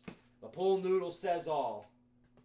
Here's first down and 10 from the 27-yard line. They're bringing the blitz right here. It's going to be a screen play, and he's shut down before he can get anywhere. No gain right there. In fact, it's a big-time loss for Ohio State. Had G. Scott come up for the screen, and he wasn't able to get anything out of it. Horrible block right there. Horrible block. So 2nd and 12 rolling up for the Buckeyes right here. 14-10 left in this ball game. We'll see what they can bring here. Man moving in motion. 3 receivers out. Here's Howard back to throw, looking for a man downfield. They bring the pressure. He does get the pass off to G. Scott for about maybe 5 yards, and it'll be 3rd down. 3rd down and about 7. Steve Sarkisian writing down in his handy-dandy notebook. I don't know what he's writing down, but he might have found a clue. We'll see what they bring here on the table. 3rd and 8. 3rd and 8. All the Texas fans are holding up the horns up, that whole thing. How about horns sideways? How about that? I don't know what it means, but yeah. 3rd and 8. Ohio State 2 for 8 on 3rd downs. 4 receivers out right here. Here they go. Let's see what they bring here. Howard back to pass. They're bringing every single man up front. They're going to throw, and it is caught for a 1st down and a big-time yardage for Ohio State. Gets them all the way to the 48-yard line. Able to find Carnell Tate, who is wide open, and he got some big yardage out of it. Carnell Tate's suddenly coming out of nowhere. He's been kind of silent throughout the rest of the games, and here he comes coming out being the ace factor for this Ohio State wide receiver core. Ain't that something? He's got more yards than Henderson. And Trevion Henderson had 75 yards on 1 carry. Trevion Henderson only has 1 catch for 75 yards. 12:35 left to go in this ball game. Here's Howard back to throw, rolling out of the pocket again, looking for a man downfield. He's going to fire a deep shot. Oh, and it's nearly picked off. Tried looking for Emeka Egbuka, but it is dropped by him. It was in double coverage, too, a heavily risky pass play that nearly screwed him over. I don't know what Will Howard was looking at, but he was nowhere near open. Tisk, tisk, tisk, tisk. That's the one time you choose not to throw a bullet.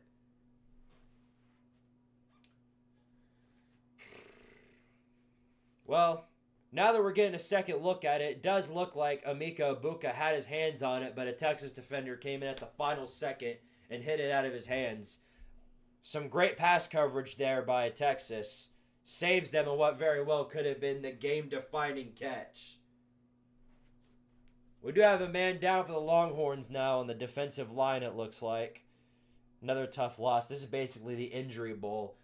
I mean, everybody's getting hurt now. Everybody.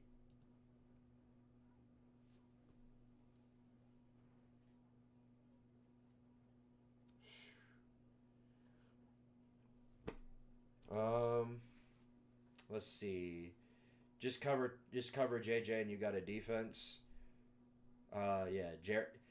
Jeremiah Smith, if he's boxed up, it seems like Ohio State falls to this one-dimensional offense. Jeremiah Smith carved up the ever-living hell out of Oregon and Tennessee. Now that Texas is actually covering them up, they've got no option but to look for everybody else. Who would have thought, though, that the ace factor on this wide receiver core would be Carnell Tate, of all people? Ain't that something? Howard really doesn't want to be in the championship. Dude got his Big 12 title and dipped. Yeah, he's trying. He's trying, but no, that was a risky throw, and he's lucky. Because if that Texas defender moved in front of him instead of behind, that was an interception in the making right there. Both teams are in F it, we ball mode now. What else can you do?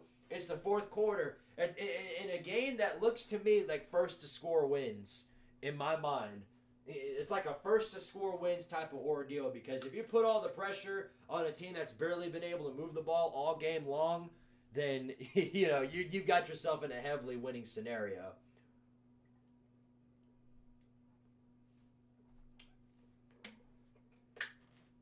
Unless if you Pittsburgh the whole thing, it probably means you're going to be okay. Howard gave up after he failed to ruin TCU's 2022 campaign. No, Howard gave up the moment he realized he couldn't just throw deep bombs to Jeremiah Smith all game long like he did against Oregon. By that point, it was like, man, what are we doing here?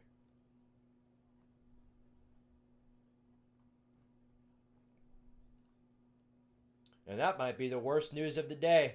This might be the worst news of the day right here. Shrek 5's been delayed to December 23rd, 2026. Which means that we're going to have to wait a whole 2 years for Shrek 5. Truly an unfortunate day in history. Anyway, let's get back to the ball game here. Ohio State going to throw another screen, almost batted at the line, but they're able to get something out of this, including a first down. A great run right there by Judkins gets them all the way to the 42-yard line. They're now in Texas territory.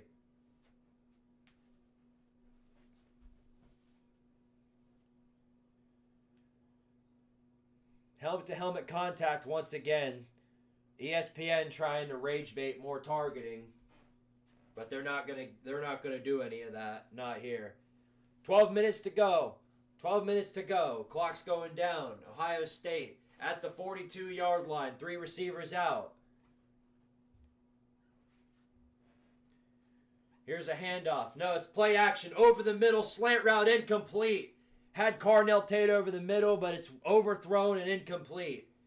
Just way too fast for Carnell Tate to even process. By the time I even got to hit the point where he threw the ball, he had already thrown an incompletion.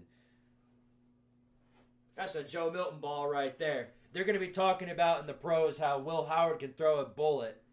Look at how fast, look at his arm. Here he goes, 4 receivers out. Howard looking back to throw again. He's going to throw a short pass to Judkins, who manages to get 7 yards and is stopped around the 35-yard line. They've got to get to the 32 for a first down right here. Clock will continue to go down, and they're gonna give him the short end of the stick here, as it's gonna be 3rd and 4, so they got a whole extra yard to go. Do they run here or do they give it back to Howard? Ohio State 3 of 9 on 3rd downs. We'll see if they can get to an astounding 4 out of 10. We'll see if they can get to that astounding record. They're pointing, and there's the flag. Now it's 3rd and 9, because guess what? Oh, the ref ball pool noodle has made its decision. Ohio State, get over there. Get back there. Get back there. Get over. Go. Get out of here. Go. I can't hit the get out button yet because this is a tie ball game, but that's a detrimental loss of yardage right there. Now it's a must pass situation for Ohio State. Now I imagine they're going to play it safe here, just try and get into field goal range. Let's see what they got. 4 receivers out. Here's Howard, back to throw, looking for a man downfield. They're bringing the pressure. Throws the check down, as I expected, and it looks like G. Scott's going to get around to the 35-yard line. I could have predicted that one in my sleep. I knew Ohio State wasn't going to throw deep. They were going the check down the whole way.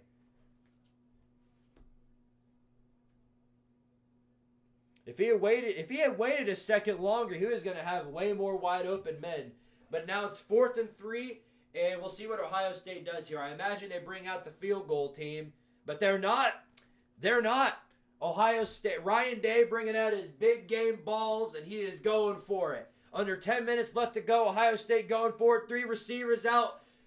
3 yards to go, and somebody called a timeout. Looks like Ohio State might have called a timeout. No, Texas called one. So Texas uses their first timeout, and more than likely, I feel like Ohio State, that was their plan all along. They weren't actually going to go for it. I've got a feeling Ryan Day is going to send the field goal unit out.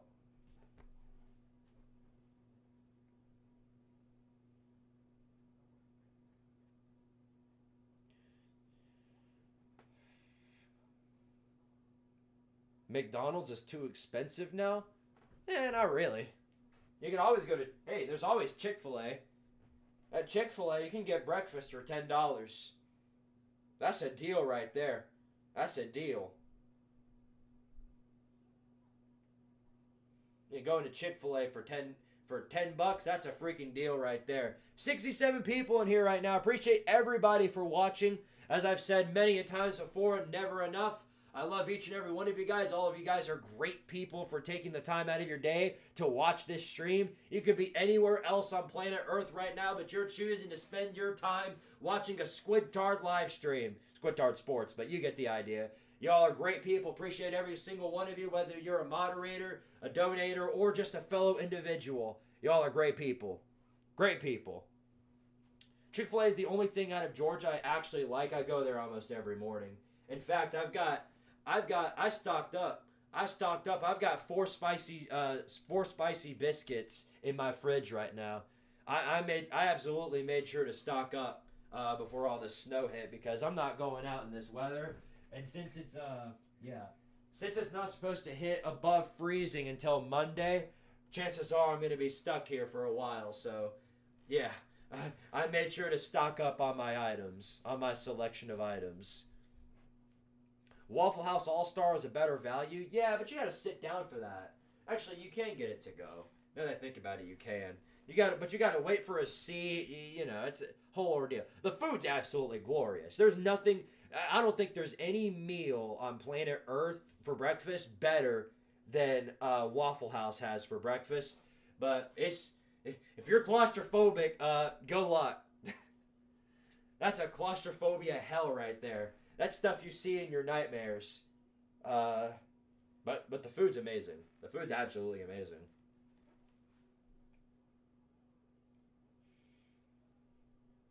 UGA build a Disney castle outside of your stadium. They already have a Disney castle. It's called Sanford Stadium. How do you think they got all those lucky wins this season? There's your answer. I think we've thrown enough strays at Georgia. I think we've thrown enough strays at them for now. Here we go. Ohio State on a 4th and 2. I swear it was 4th and 3 before commercial break. Did the commercial let them gain a yard? What was that about? Whatever the deal is, it's 4th and 2 for the Buckeyes here. And a must-get situation. 9:50 left to go. They're 70% on 4th downs. 3 receivers out. Got to get to the 32-yard line. They're at the 34. See what they got here. Howard going to run it for himself, and he's got the first down and then some. Past the 20 and trips. He trips. He potentially could have had a touchdown, but he trips after getting the first down. Nonetheless, it's a good run for Will Howard, and the Buckeyes get an extra set of downs. That's how you know. That's how you know. You really wish you had somebody like Arch Manning. If they had Arch Manning, that was a touchdown right there. We all know it. Will Howard is not built for running the ball. Dude looked like Peyton Manning running the ball out there. Nonetheless, it's a gain for the Buckeyes. And now they've got it inside the 20 in the red zone. Here they go, doing some trickery right here. Up the middle, Ibuka gets about 7 or 8 yards. And now they're inside the 10. Buckeyes potentially one moment away from icing away this ballgame. I know there's a lot of time, but Texas is going to have to really, really do some work. They're not going to be able to rely on all these checkdowns and screens and runs up the middle. They'll actually have to try. So we'll see what they can bring here with 8:40 left to go in the ball game on 2nd and 2.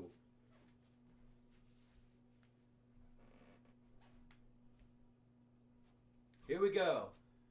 8:30 left. Lined up in a box formation. Man moving in motion. It's going to be a handoff up the middle to Judkins, who's got a first down and then some. At the 2-yard line is where he stopped. It is 1st and goal Buckeyes. And now it'll be up to a goal line stand by the Longhorns. They've got 4 downs to potentially try and stop this Ohio State offense. But my expectation is that Ohio State has got this one. We'll see. We'll see.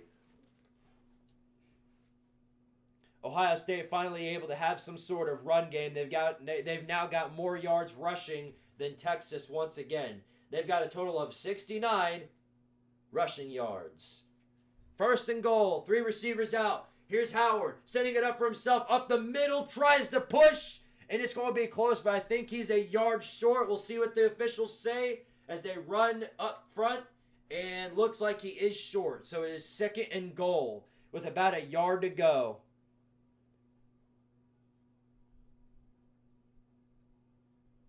It is definitely close, but looks like he went down about just inches short away from crossing the goal line. 7:15 left to go. Clock continues to go down. Everybody lined up in an I formation up front. They're bringing up all the big boys up front. Here's a handoff up the middle, trying to push his way in. And Quinshon Judkins does the rest of the job. And Ohio State has retaken the lead. Ohio State is up on Texas once again. And say it with me, everybody. Touchdown, the Ohio State. Take your the and the and shove it. The Ohio State. It's Ohio State. What do you mean the? It's the. It's the oldest word in the book. Well, now it's desperation moment for Texas. 7 minutes to go in this ball game. You have maybe 1 or 2 more drives left to try and tie up this ball game. Hell, this might be another overtime game, chat. That's what we might be heading towards. We'll see. We'll see what Texas brings to the table. There's the extra point, which is good. It is 21-14. Ohio State once again on top. This is a game, all right. In fact, this is the game. No pun really intended.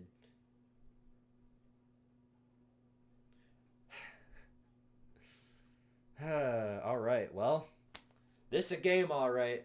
This a game, all right. Will Howard is a Temu Peyton Manning. Send in Arch Manning. Has he played today? Yes. In fact, he came in for an entirety of 1 snap to run the ball in a 4th down conversion. He ran the ball, then that's it. He almost fumbled the ball, but he did get him 8 yards. He's had an 8-yard rush today, and that's been his entire day. I don't think he's coming back.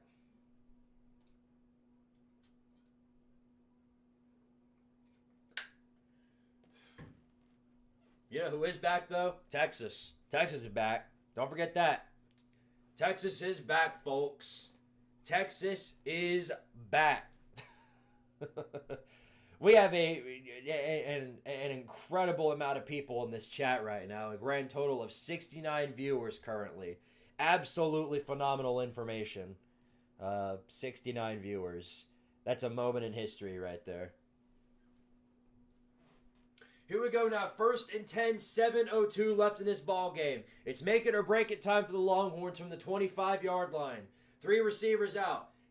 All alone, here is Ewers on the pass, complete, and not quite a first down, but a nice gain right there to Gunnar Helm for about 7 yards.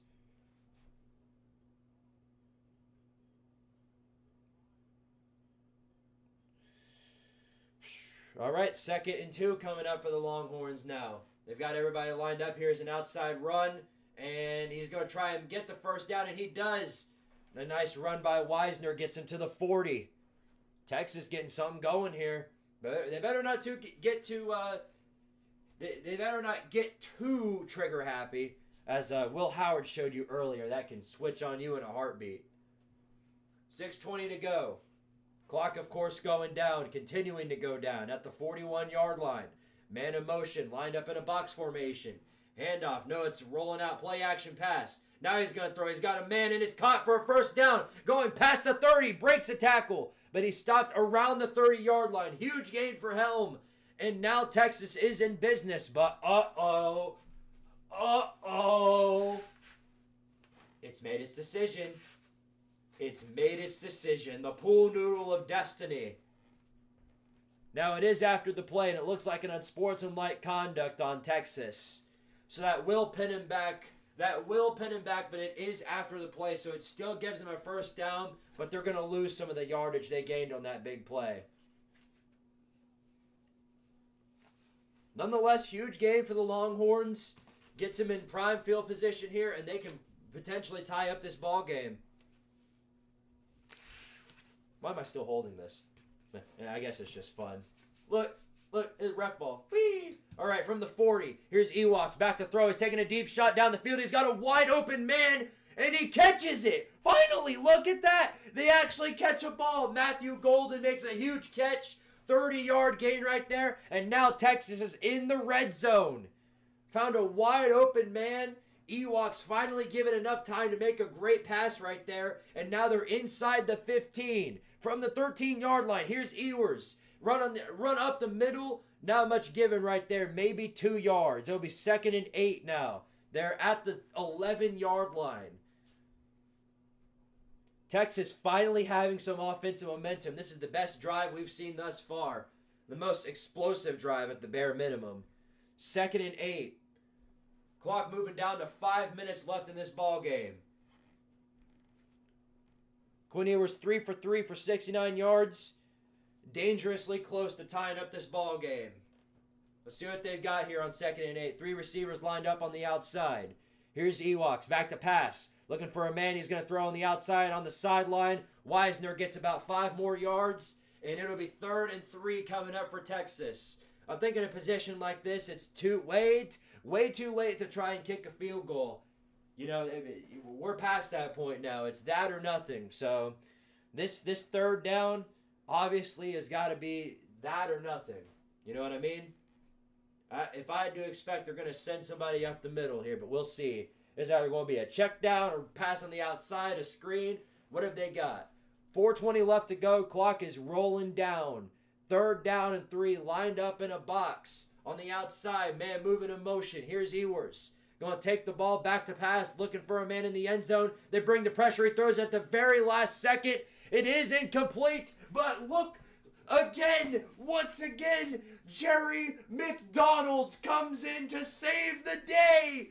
Shout out to my boy Jerry McDingleberry. Once again coming in to save the day. Pass interference on Ohio State is going to give Texas prime field position to score. They're going to only have 2 more yards to go. All they need is a good push or a quarterback sneak or something like that, and they've got themselves a tie ball game. At least if they hit the extra point. So here we go. 1st and goal for Texas. Prime field position to score right here. 4:04 left in the ball game. 2 receivers on each side. Here's Ewoks. Handoff. No, it's going to be a pass play into the end zone. Incomplete. And once again, it happened again on a quick play like that. Almighty, all hail the ref ball, Jerry McDonald's. It's another pass interference on Ohio State. They're extremely trigger happy with the flags. Throw the pool noodle again. What is happening, chat? What is happening? What is this? I'm flailing this thing around like crazy. Now it's 1st and goal again. Half the distance to the goal. Texas, 1st and Lucas Sharp's pecker away from getting a touchdown here. This should be just a quick tush push or something like that. We'll see what they got on the table. Lined up in the I formation. Handoff up the middle. And nowhere to go there. Ohio State's defensive line crunches this dude. And it is 2nd and goal. Clock will roll down past the 4-minute mark, going all the way down to 3:47. They're bringing up the big boys on the line. Man, this would be a better time than any to put Arch Manning in the game. Put Arch in. What are you waiting for? Have Arch in the game. You're going to hand the ball off anyway. Put Arch in. What are you waiting for? It's a better time than any to put Arch Manning in the game. Come on. Put him in now. Put him in. Here we go. 2nd and goal. 3:21 left to go. 3 men on the outside. Here's Ewoks. Throws a halfback toss, and he's going to take a big loss. A huge loss on that play. All the way back to the 9-yard line. Oh no, Texas. You choose now to get cute. Oh, for goodness sakes, Texas. What was that play call? You choose there to get cute. Under 2 minutes left to go under 3 minutes left to go in the ball game. But I think safe to say at this point, without all 3 timeouts, this is their final chance. 3rd and goal from the 9-yard line. Receiver moving in motion. Here's Ewoks back to pass, looking for a man in the end zone. Throws to said end zone. It is incomplete. Was not able to get to his man, and that time they are not bailed out by ref ball. No ref ball bailout there. We've got 4th and goal from the 9-yard line. Obviously, it's a make it or break it situation for Texas. Only 2 timeouts in their pocket. This is their last chance, safe to say. Obviously, they can still stop Ohio State if they're lucky, but they're not going to have enough time to do much of anything if they get the ball back. So here we go. 4th and goal for Texas. 4 receivers lined up. Here we go. Quinn Ewers back to pass, looking for a man down to the end zone. They bring the pressure. Ball's out. It is recovered by Ohio State. Jack Sawyer is all the way gone. Oh my goodness. Ohio State touchdown. Not only did you lose the football, but Ohio State gets a scoop and score to seal the deal. And Ohio State is going on to play touchdown freaking Jesus in the national championship. Take your the and the and shove it. The Ohio State. It's Ohio State. What do you mean the? It's the. It's the oldest word in the book.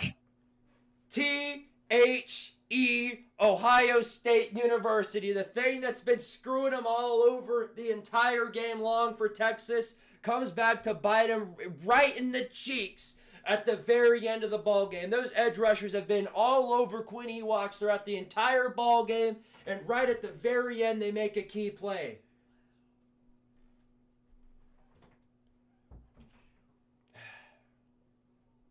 I got hushed. Dadgummit. This is why y'all need to play earlier. Nonetheless, Ohio State's going to take it, fellas. 28-14, Ohio State's on top. And that pretty much seals the deal. That does it right there. I think it's over. I think it is over. It might be GG's. Jack Sawyer makes the play of his life, and the Buckeyes are officially heading onwards to the national championship. Well, Texas, you know what you got to do now? You know it. It's time for you to get out. It is time for you to get out. You can say that to the entire SEC as well. Hell, I might extend Texas's get out video to the SEC. How about that? Why don't I do that? Do I do a Texas get out or do I do a SEC get out?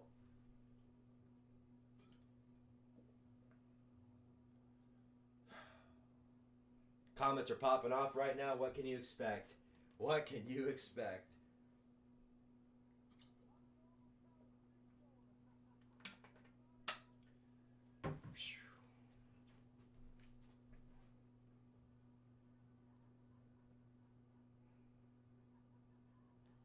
You think they'll send Arch out on the next drive?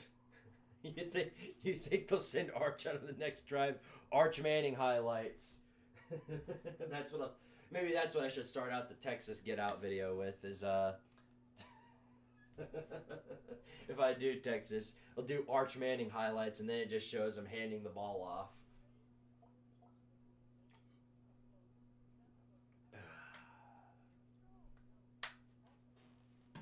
That was one of the dumbest decisions I've ever seen, though. That was an incredibly dumb decision on that, to do the halfback toss on there. To throw it so far wide out, you only have 2 yards to go. You could do a quarterback sneak, anything but that big-time halfback toss, because all you did was lose a hell of a lot of yards. John Winters, thank you for the $2 super chat. He says, I guess I was wrong. OHIO. Yep, OHIO. Now's a better time than any to send these super chats, guys, because as soon as this game wraps up, I'm getting out of here. I've been streaming for over, for the past 2 days, I've been streaming for almost 10 hours. So, yeah, I feel cooked. I feel cooked.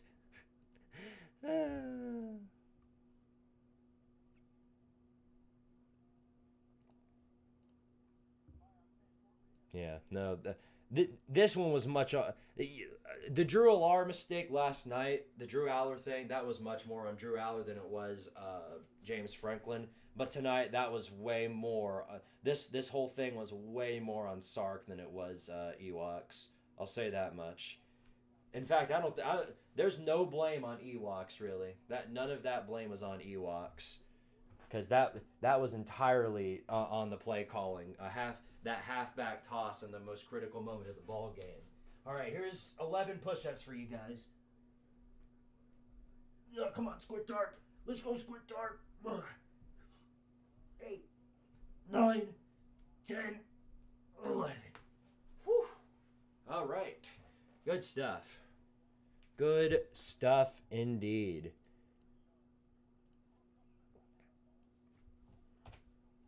All right. Move this camera back up. Da-da-da. Well, that probably seals the deal, but we'll see. We'll see. I guess this will be for Gits and Shiggles. 2:13 left to go in this ball game. Texas now down by 2 scores. Obviously, the days of them running it are over. Yeah, I think we can all agree on that.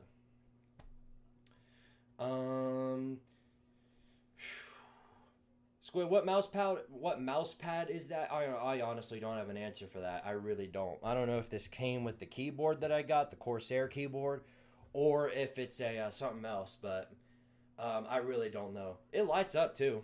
I've just never used it because I forget to turn it off.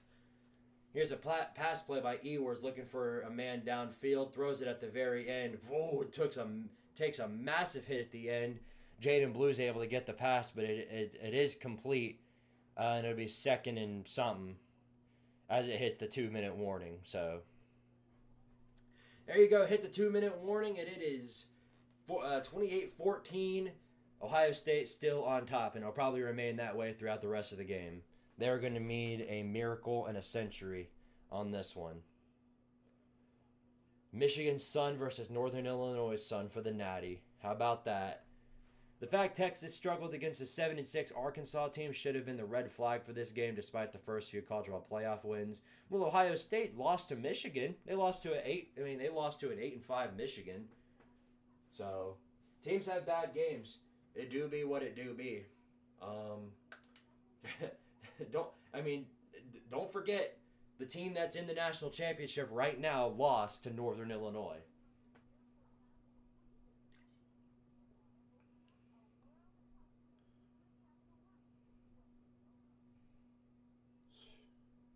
I have no idea what Texas was thinking on that 2nd and goal out the 1. Yeah, that was an incredibly dumb decision. That was one of the dumbest decisions I've ever seen. I mean, that was... You couldn't have drawn that up any worse than what you did right there.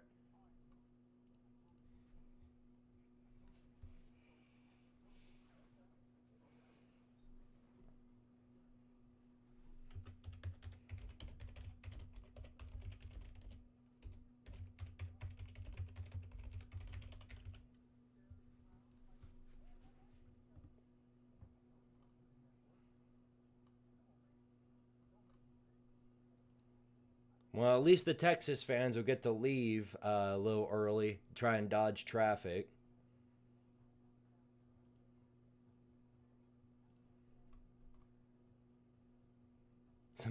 Somebody ran a poll 10 minutes ago saying, should Texas go for 2 if they score here? well, bad news. Spoiler alert. They won't get that opportunity to go for 1 or for 2. They get to go for 7 to the other team.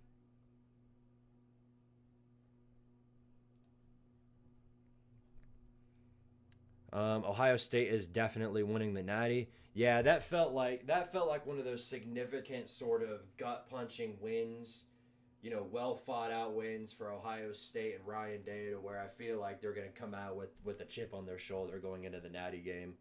they had to fight all the way up until the end. They needed a second half come from behind victory to beat Penn State. So anything can happen. Anything can happen for certain.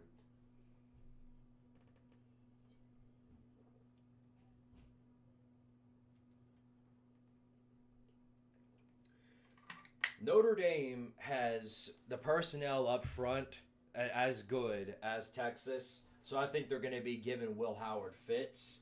But the only issue is that I don't know if they have a defense as well-rounded as Texas has tonight. That's been the main issue for Ohio State's offense, is that they've had an extremely well-rounded defense to fight against. Here's 2nd and 4 for Texas. Ewoks, of course, trying to throw deep, rolls out of the pocket, throws late, and off a man's hands, incomplete. Looking for Jaden Blue, wasn't able to get to him. Yeah, the main issue was that Texas defense was so well-rounded, and I don't know if Notre Dame has that same type of defense, especially in their backfield. If they have a defense that has no weaknesses, then yes, I think they can do about what Ohio State, or about what Texas did against Ohio State. But if they don't and they have a weakness that they can take advantage of, good freaking luck is all I can say. Here's 3rd and 4. Texas rolling out of the pocket again. Ewoks takes a shot late and intercepted. It is picked off, and that puts the nail in the coffin.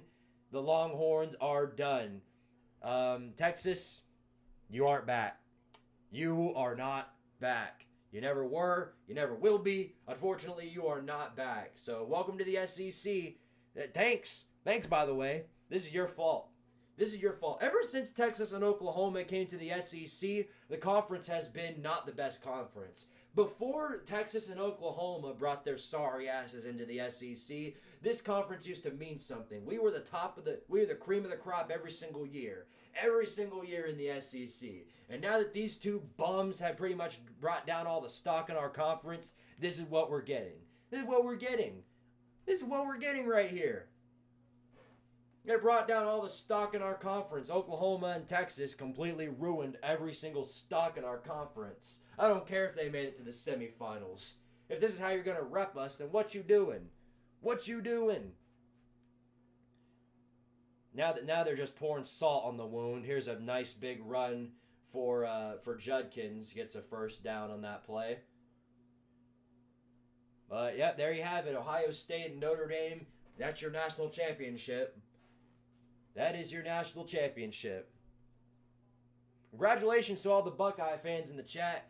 To all the Ohio State fans in the chat. Congratulations on your victory tonight. Obviously, you earned it. Obviously, you fought all the way up until the end. Good luck in the Natty is all I can really tell you.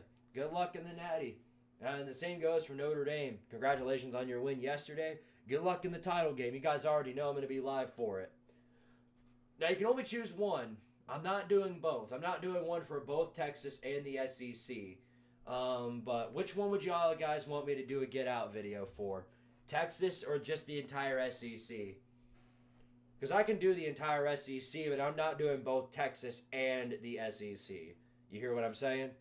So, I'll leave it to you guys. Here, why don't I do this? Why do not I do this? Do.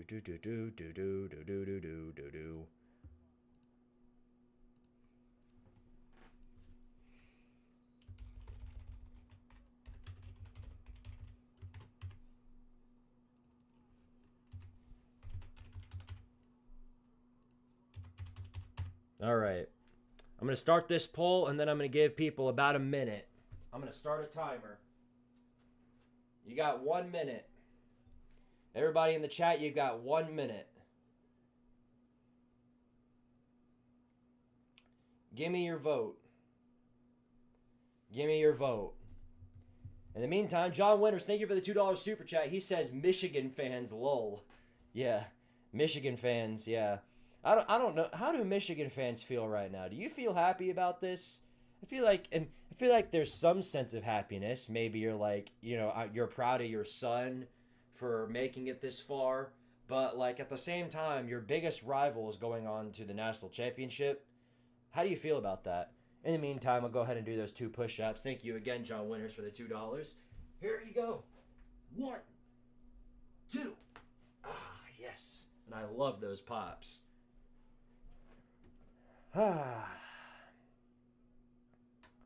But yeah, no, if I were a Michigan fan, I really wouldn't know how to feel, whether or not to be happy or angry. I guess I just feel indifferent. You know what I mean? Because at the end of the day, at least at the bare minimum, you know, we got the win over them before anything else. Okay. Let's see. You guys done on the poll yet? Closing it in about 5, 4, 3, 2, 1. All right, here we go. So let's see. All right, well, the people have voted. It is official. We are going to do an SEC Get Out video coming tomorrow. There will be no Texas Get Out video, but of course this game will be talked about amongst all the others. And I'm gonna go all in on Texas. I'm honestly glad because I think it'll be I think it would be better to dog on the SEC than to just dog on Texas. You know what I mean? You know what I mean? It's partly their fault that we suck now. So thanks for that. But yeah, Texas, your season comes to a close in the same way last season did. A brutalizing loss in a close game against a Big Ten opponent at the very end of the season. You know, it do be what it do be. That's all there is to it. So congratulations to the Buckeyes. They earned this win. They've been dominant for the last 3 weeks and will continue to do so. Of course, we'll see you guys next Monday. Well, next Monday. Not this upcoming Monday, but the Monday afterwards, the 20th. As Ohio State versus Notre Dame. That's your national championship. We're going to get a spectacular showdown, I think. If Notre Dame's offense shows up and Riley Leonard's able to throw a complete pass on this Ohio State secondary, then we've got a hell of a game incoming. You guys get out your last thoughts before I wrap it up. Any other super chats you guys want to drop? Feel free to. Otherwise, I'm going to call it a night. And I did do those push-ups. I did make sure of that. Obviously for the Vol-Star podcast, not this Monday, but the one afterwards, we are going to have to postpone it, obviously, because of the national championship. And I will be doing a live stream for it, but I certainly can't promise you guys that I'll be doing it for the entirety of the night, because it will be a school night, not just for my family and my sister, but also for me. College literally the day college starts is the day after the national championship, so who knows what I'll do. We'll figure it out in due time. I'll close you guys out with this and then we'll call it a night. Take your the and the and shove it. The Ohio State. It's Ohio State. What do you mean the? It's the. It's the oldest word in the book. Also, I can't deny how fitting and ironic it is that the guy who behind that stinger is always Irish. They're part of a podcast. Notre Dame guy mad about Ohio State giving themselves the Ohio State name. Oh man, I'm gonna have fun covering that one. I'll tell you what, guys, been a phenomenal stream as always. Love each and every one of you guys. Been a phenomenal last 4 hours doing this game together.